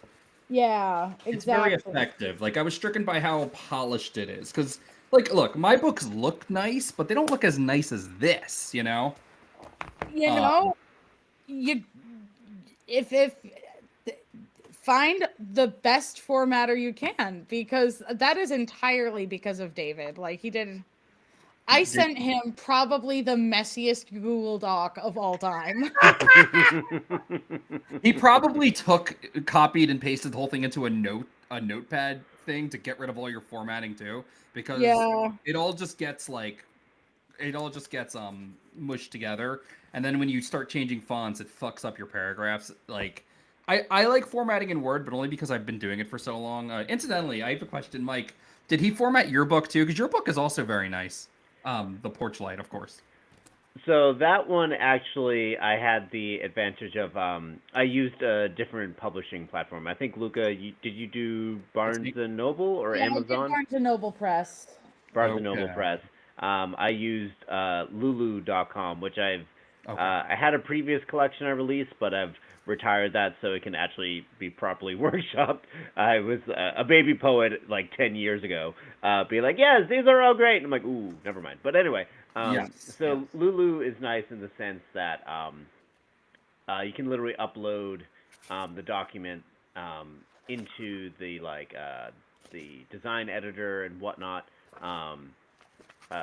You can work around with different covers. Like, I managed to actually use a mutual friend of me and Luca's, Zuvimus, does some typically like very gothic, badass stuff, and she created this beautiful cover for me. But formatting wise, I was lucky enough that I got to use this program and edit it by hand, and it wasn't too much trouble. But yes, I feel the pain of, like, you move one single thing and like Google Docs or Microsoft Word and it fucks up everything. You're like, God damn it! Why is there a single line left on this page? That's dumb. Okay, I gotta. I do the formatting at the end just for that reason. Like it's just, I have a lot of presets too, like at the top. You know. It is frustrating, but yeah, that's cool. Wait, so I forget. Did you have another book? Because like obviously I've read this, I've reviewed this and stuff, but like was there another one? I can't remember. So, I had one I released in 2015. I called it What We Deserve. It didn't have a. It was a much shorter book. It was only like 30 pages. Right. More like a chapbook, yeah. Yeah, exactly. And it had some of my tried and true older poems, but there's also a couple in there that have become cringe and not in a good way. I think I had a list of things I hate about my generation. I referenced YOLO, and I'm like, that's not something that really. Yo, I remember when I used to put YOLO in my poetry. YOLO, motherfucker. I wrote a poem where I'm. Poems? I wrote a poem where I was pulling Odin out. Like he's like, I don't even remember. I was going through a weird phase, and I'm just like, YOLO, motherfucker, come at me, bitch. They're like, yeah, it's cringe. Go on. I'm sorry. No, so that I released in 2015. It's only this past year I decided to retire it because I do want to keep some of the best ones and release it in a more proper collection that was, more put together and all that. Also, just a shout out to my wife because I released that winter of 2015, I think, and that was like a couple months after we started dating, and managed to just stick with all of that and been to many poetry events, and she's quite a poet in her own respect. So God bless. But yeah, no, the Porchlight I released in 2023, and then this past year I did a chapbook I actually used as part of our pickup team fundraiser. That was the one looking at the 7 deadly sins. Or technically I had 8, including despair, and a couple tarot-themed ones for good measure. But yeah, I've got way too many poetry ideas, but little follow-up, so it's the ADHD at us. Really sit down and just throw that arcane book together. Yes. We do a weekly how do you say workshop, like on our Discord. So if you guys are up for it, I mean, we have, let's see, there's me, there's Shelby, and there's Marissa. Like we're all poets, and then there's Jack who writes short stories. Nice. I've been wanting to hop onto that. Unfortunately, it is the same night that I usually have D&D. So, I mean, I'm not gonna tell you not to go to D&D. Yeah, I don't know. I mean, like I'm open to workshopping on different nights too. Like we've moved it before. It's just Tuesday's just a day we picked. Yeah. Yeah, so I don't know. Go shout in the Discord. Seriously. I'm in the Discord. I should really talk to people more in the Discord. It's okay. It's Discord. It's not going anywhere. So I think like every now and again I hop in there to like promote something that Cosmom is doing, and aw, I totally forgot to send you stuff too. I was really busy like the few weeks before that happened and was like, gotta print stuff out. It was just I didn't get around to it. Yeah, unfortunately, we ended up not being able to have the book fair because nobody sent us anything. Oh, I'm so sorry to hear that. I'm sorry for my part. I really wanted. Kind of like I mean, that's kind of the consequence of dealing with small artists because it was supposed to be for independent authors, and when you're working with independent authors, that means they are also at the mercy of their own schedules. That's why when I do stuff like this, I'm just nudging people instantly because, yeah. Like, it's hard to be an indie artist out here right now. Mm-hmm. Or to promote independent artists, I am fully out of paperback copies of my chapbook and have been, or of my With Endless Love, and have been for about a month now because I had to put them in the store that I was having my book release at. And I just do not have more yet because I can't afford them. Yeah. I'm going to take Forever Night off because Adrian's not here, so no reason to do Forever Night. Mm-hmm. Let's save. Okay. Where are we? Oh, did someone say something? Oh, no, that's just me. Okay. I admit, I keep seeing the little bubble being like, "Ooh, say somebody." It's say just moi. Yeah, like we have people who watch for like 20 minutes and stuff, and then they come back. People Yeah, tend to that's watch fair, these that's fair. after the fact too. Like we had Dr. Sarcophagus say something, which was pretty weird. But yeah, so I don't know. So Mike, yeah, did you want to talk about your book a bit? I really loved this book a lot. Like I come back to it a lot. I really like this one in particular, Nostalgia. Mm-hmm. I worshipped in this unholy house for untold seasons, till another came through those church doors, took my calloused hands in her gentle palms, and smiling led me out of that empty congregation. Is that a poem about your wife and you guys dropping religion Yeah. together? Yeah. Well, so yeah. In this case, nostalgia, like it for a long time, it became my sort of religion in a sense of being stuck in the past and Yeah. clinging to things that I should have let go of. Funnily enough, my wife hasn't been. She never really grew up religious. Like went to church like maybe a couple times, but didn't really grow up with that. So it's interesting to have like my background versus hers. I don't say she's unimpeded by Catholic guilt, but that is an integral part of my personality. But no, it's definitely a piece that ties in with her and how she's changed my life for the better for sure. It does feel kind of funny talking about this book this on Death Wish because like all the other pieces I've submitted for the magazine all are like horror or horror adjacent, and like this is just mostly essentially a memoir in poetry form. Just looking at my favorite memories and growth and development over the past 10, 12 years. Hold on, guys. I will be right back. Okay. Sure. But no, it's I do.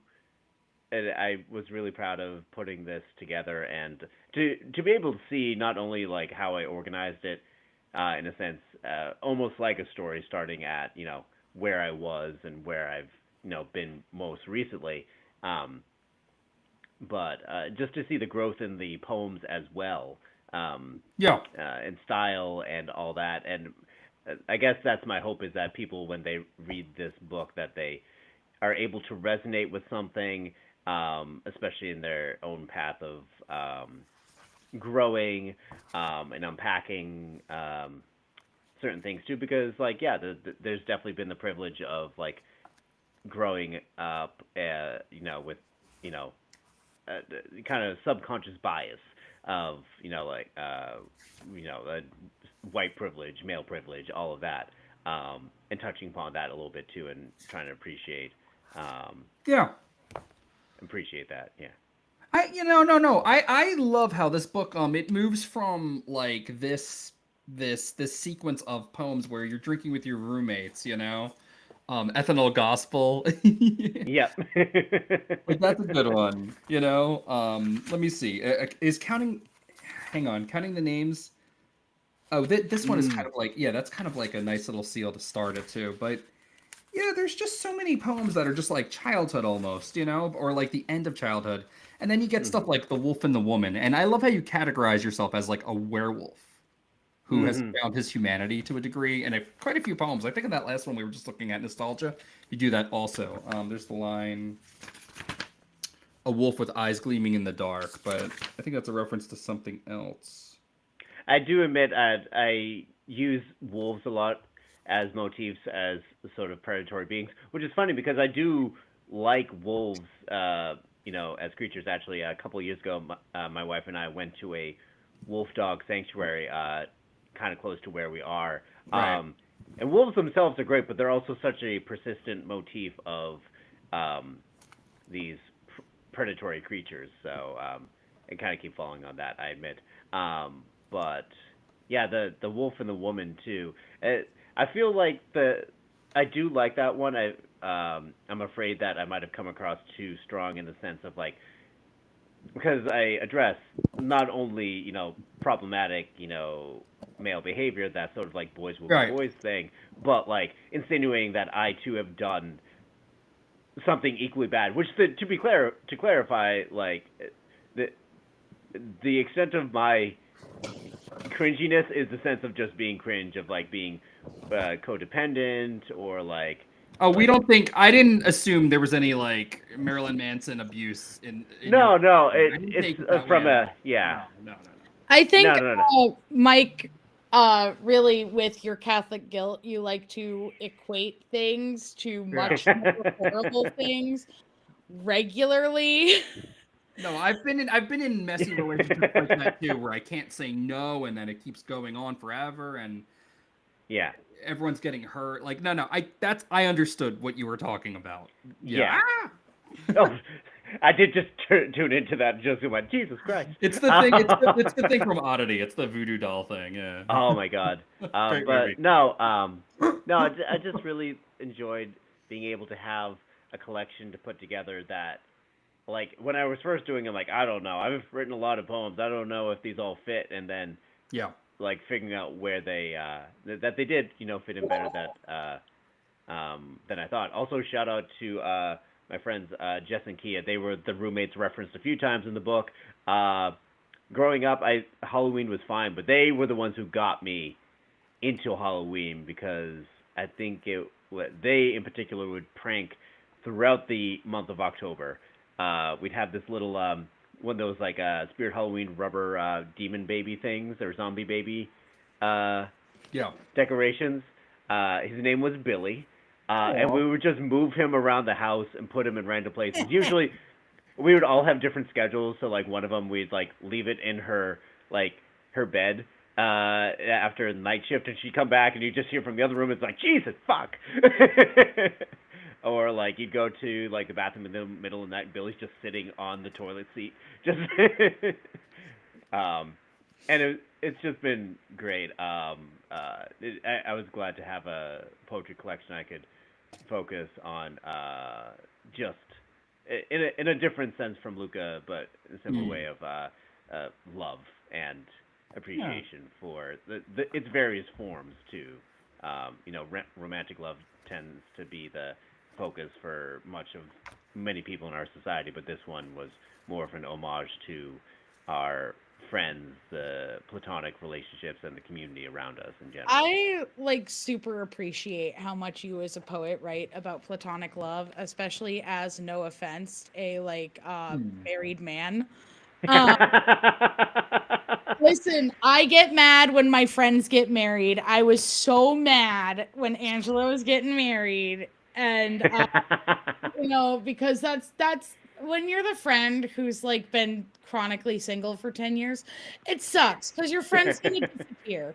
But Angela didn't do that, and now you are my best friend. We made it official last night with her.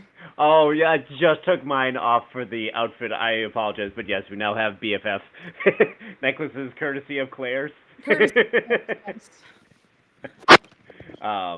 But yeah, no, I'm just I love the collection, and I think something that ties back is not only the idea of love, but something I keep coming back to as well as home. I've been lucky in the sense of my childhood, my parents, and all that.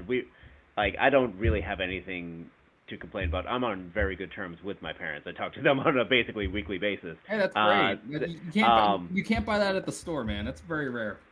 But the idea of what home means to everyone, to have that safe place where you can kind of shed your masks and you can really be open with people, whether you need a shoulder to cry on or you need someone to just kidnap you and take you to get ice cream at 11 o'clock at night or whatever it might be, that you have those people that you can make a home in. And it's the Stephen King quote about the there's no good friends or bad friends, just friends that you'd be willing to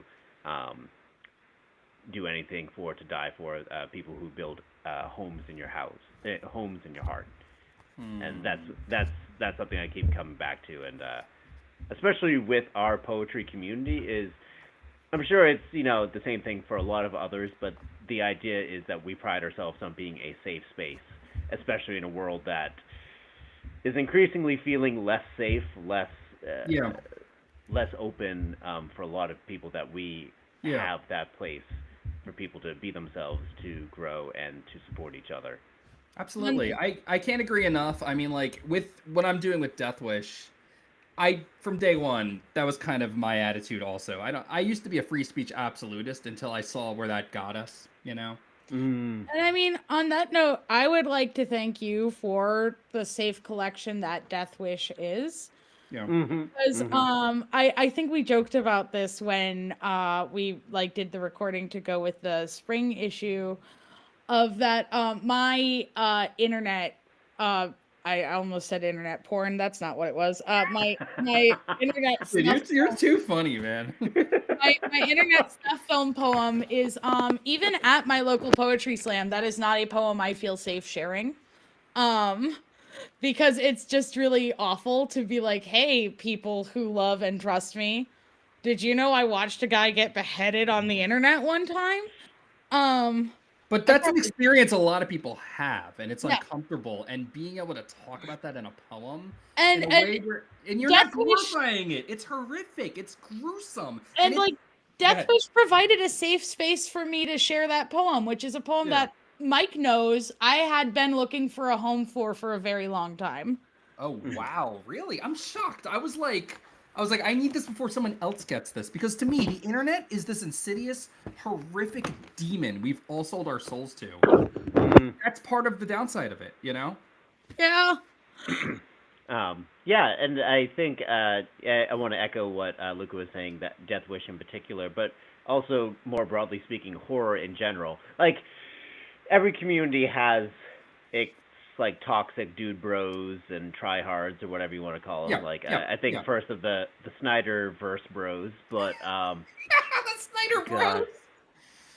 That was it. Lump them in with the Ronnie Radke apologists. Fuck that guy. Anyway, I'm going off on a tangent. The point being fuck is that guy. Yeah. I don't know how to make. I have a song with Marilyn Manson. Yeah. He's a cunt. Yeah. Yeah, but like the genre in particular, like horror, I always in my mind think of it as being like close cousins with like fantasy, sci-fi. That these spaces, generally speaking, are a place for people who are viewed as outsiders or who have gone through a lot of shit. That this is a place that they can express themselves and explore these things that are, labeled as perhaps grotesque or something like that. I can't remember. I was talking about this recently. It might have been on my own podcast, but one of my favorite bands is Ice Nine Kills, and I love them. Their lead singer Spencer Charnas had done an interview, I think last year, where he's like, "Oh yeah, people always like label your music as very violent and horrific, and it's promoting all this terrible stuff." Actually, funnily enough, now watching clips of Terrifier, that's one of their big. Yeah, that's also, he does have a song about Terrifier, but no, he humanizes all this stuff. I really love that song about the fly. It's funny how life flies. You know what I mean? Like, yeah, and they've got some good stuff. Is fucking delightful. Like, I love them. Yeah, they killed Rhea Ripley on stage at one of their concerts. I did see that. Yeah. I did. My wife Angela was saying though, she's like, okay, but like objectively speaking, Rhea Ripley could kick Art's ass. Are you I'm kidding? Like, okay. I'm like, him. I was like, okay, but like for the bit, it was entertaining. For the it was bit, yeah. It's like going to a Gwar show. Like they're gonna kill you. Yeah, but I have a poem about Rhea Ripley actually. Like it's like a thing where my one character Splinter from my Demonland books is bitching. He's my id, and then Rhea Ripley shows up as my superego, and she's like, "Are you always such a whiny little bitch?" and just sucker punches him into the sky. So But Spencer Charnas was he said something along the lines of talking about music and heavy metal and horror being kind of married together. That these are it's an outlet for our demons, not a blueprint for our actions. Just because like I really like Friday the 13th or Halloween doesn't mean I'm seeing it as an inspiration for me to go kill people. It's an outlet for us to explore all these things, and it's just fiction. bothers me about those comments is that, like, first of all, no, I'm not going to commit acts of mass violence because I saw it in a horror movie. Second of all, why are horror movies inspiration to commit violence? Why do we see them as that and not inspiration to survive? It's that. So, like, I had a friend who was in counseling, and he told me, well, he wasn't in counseling, he was a teacher at the time. And he told me, I have a kid who's just like you were in high school. I don't know what to do with this guy. You know, like, he's always, he's listening to, I can't remember what it was. It wasn't like Typo Negative or Birthday Massacre or anything like that. Oh. It was something like that, though. It was something more recent, you know? And I was like, do you know why he's listening to that music? And why he's always depressed, and why he turns to that music? Because he's fucking depressed. It's validating to listen to music like that and watch things like that, because it reminds you that you're not alone. Yeah, I think, like, one of the things that gets me is, like, you know, I was like thinking about Texas Chainsaw Massacre, as I always am. But why is it that when I watch Texas Chainsaw Massacre, people will look at me and say he wants to be Leatherface and not look at me and say he wants to be Sally? Because I am a final girl spiritually. Like, you know, like, are we not all spending our time just trying to survive being chased by a chainsaw man? Whatever our chainsaw man may be. But also, like, violent media, again, just does not equate violence in general. It's just, you know, been proven time and time again that that, you know, people watch horror movies often because they find them comforting, and it's not because seeing violent things makes people comfortable. It's usually because there's an outlet. Like, finally, there's just a goddamn outlet for the way you feel. You like, know, I always think about the Phil Donahue show in the 90s, where they were talking about moshing as this, like, satanic violent thing that was encouraging gang violence. Yeah, fuck Phil Donahue. Weirdly, he lost his show largely because he opposed the Iraq War, but I digress. But, like, he's asking, like, you know, he was asking the Marilyn Manson members that were on, like, you know, like, it's the music that's making them commit these acts, though, right? And he's like, you mean the parents? Making the parents commit these violent acts? And he's like, oh, that's very funny, Twiggy. But, like, he's like, I have sympathy for the parents. That's what Twiggy said. He's like, I feel bad for these people that are freaking out over nothing. And, like, yeah, like, if these people went to a show and the music was loud and aggressive and the people are working out their aggressions, that person that knocks you over is probably going to pick you right back up, you know? Yeah. And if it's really a cause for concern, have a fucking conversation about it. Don't blame it on the movies. Don't blame it on the music, and say that, like, oh, listening to Marilyn Manson made me go shoot up a school or something, or watching like Hellraiser what made me want to go out and kill people. Like, if you're that concerned about it, have a conversation and don't yeah. I agree with you, Mike, but we live in a very, very, very, like, violent society. Like, right now, we're blowing up fishermen's boats in Venezuela, and people are like, oh, yeah, whatever, you know, like... I'd actually like to give Luka a chance here, because I was just thinking, too. I thought you were going to say that we're in the age of misinformation and just lack of overall literacy in general, and Luka has a poem talking about just that, especially that, you know, I admit, as an English teacher, I know we fall into the stereotype of, like, looking for meaning in every single thing, and but there is meaning in every single thing. Yes, sometimes the room is just blue, but there's the flip side. No, you know why the curtains are not just blue? Because first of all, most of the conversations of, like, we're looking too deeply into this, are looking at media that is from a time where certain subjects were not allowed to be talked about. Yes. Yeah. So yeah, no, I don't think I'm reading too deep into The Great Gatsby when I say here is all the evidence that Nick Carraway was gay, because that wouldn't have been allowed to be published in that book back then. But here is my newest addition to the curtains are not always just blue argument. You know, symbolism, colors. These are all things we should analyze, and even if they're not explicitly meaningful by the author, they could be. They could be. Yeah. But my thing is, the curtains are not just blue. You know why? Because when you go out and buy curtains, you pick the ones you picked for a reason. Pick the My one. curtains- Oh yeah, definitely. Yeah, look, a book. My a curtains are poem- ornate in red because my roommate is a librarian who has a certain aesthetic that she has cultivated, you know? Yes. Yeah, I agree. And look, when we're talking about literature, we're talking about poetry, it's all intentional. It's none of it's real. It is a choice by that person that wrote it. So yeah, I mean, I can get on that train. I personally haven't ever thought about that, but because I'm very fixated on the character of Gatsby himself. But yeah, I could ride that train. Yeah. Well, so what I was trying to get at is, Yeah. I think I'm still sticking to my side of the fence a little bit, but I am kind of got like 1 foot over it towards Luka's Okay. side. But like, especially if I may put like Luka on the spot, like a line in that poem in particular that talks about this. You say that you've had people that ask you why you write so many poems about Icarus and not about yourself, and it's like, but I am. But I am, right. But I am. Like I remember when I, released my most recent book, someone was like, "Oh, these poems are mostly about the movie. They're not about you." And I was like, "No, they're about me." Right.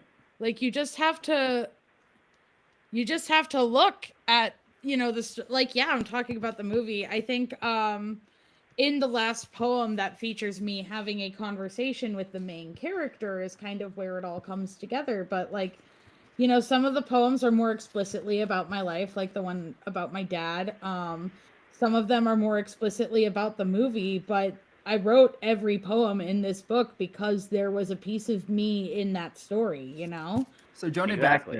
Jonan Vasquez said something really cool in the back of, it was either Squee or Johnny the Homicidal Maniac, where he says, listen to me, I'm not going to bullshit you. This is a book about horrible things. It all comes from my mind. If I wrote a book about a one-legged nutcase on a unicycle who, juggles chimpanzees, it would still be about me because I wrote it. Yeah. That's writing, that's reading poetry. It's some of the most personal, like, basic writing that you can get. It's as close to a person's soul as you can get, unless it's, they're intentionally misleading you. But generally speaking, honest poetry. Yeah, I mean, I understood what you were about with Endless Love as much as I understood Mike's. Mike's is more straightforward. That this is clearly the development of a young man, right? Whereas this is you fucking jiving and making a religious artifact out of a movie. That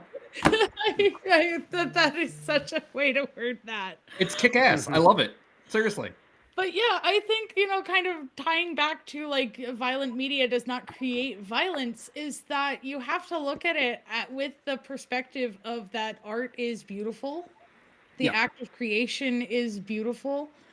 And that just because creation has been violent doesn't mean the creator is violent. Right. When Danny Boyle and Alex Garland were making 28 Days Later, they talk in the commentary about how at the very beginning of the movie, it shows several acts of mass violence. There are actual scenes from real riots, from real genocides. And then later in that movie, they do reflect certain things that have happened in real life. There's a shot of the character standing between the windows of a gas station during an explosion, which was based off of a picture taken in Ireland during the Troubles. There's a scene where Jim is picking up money off the ground, which is inspired by a picture from the real Cambodian genocide. I don't think Danny Boyle or Alex Garland have ever felt especially compelled to kill someone with a crowbar. No. But they are reflecting violence. The film is reflecting violence that is seen in the real world. And I think that that's what gets me about the commentary on like, oh, watching horror movies means the person is inherently violent. As artists, we don't create the world; we just reflect upon it. And the world's got to mean something to us. And making art, directing movies, writing poetry, painting, it's our attempt to make sense of these things and make it make sense to us. Filtered through our perspective. And for me, I feel like, oh God, I have the risk of sounding like an edgelord or a douchebag. But like for Okay, me, you're on like the death art, stream. on the with art in general, it's another way to tap into something deeper, something even bordering on spiritual. Even is like in my regular day-to-day life, I tend to be a very literal person. Yeah. But when it comes to the art I consume or the art I create, I want to explore the symbolism, the metaphors, the deeper meanings that aren't just what you see on the surface. You have to work for it. It's like a puzzle. There's something to play around with that. Sometimes, yeah, when I write poems, like if you ask me what a specific line means, I'm like, I mean, it might be explicit or it might be like, I like the fact that used alliteration and that those words sounded pretty. But like, there's something to be said for that too. That language and meaning is what we can play around with, and especially within this particular genre.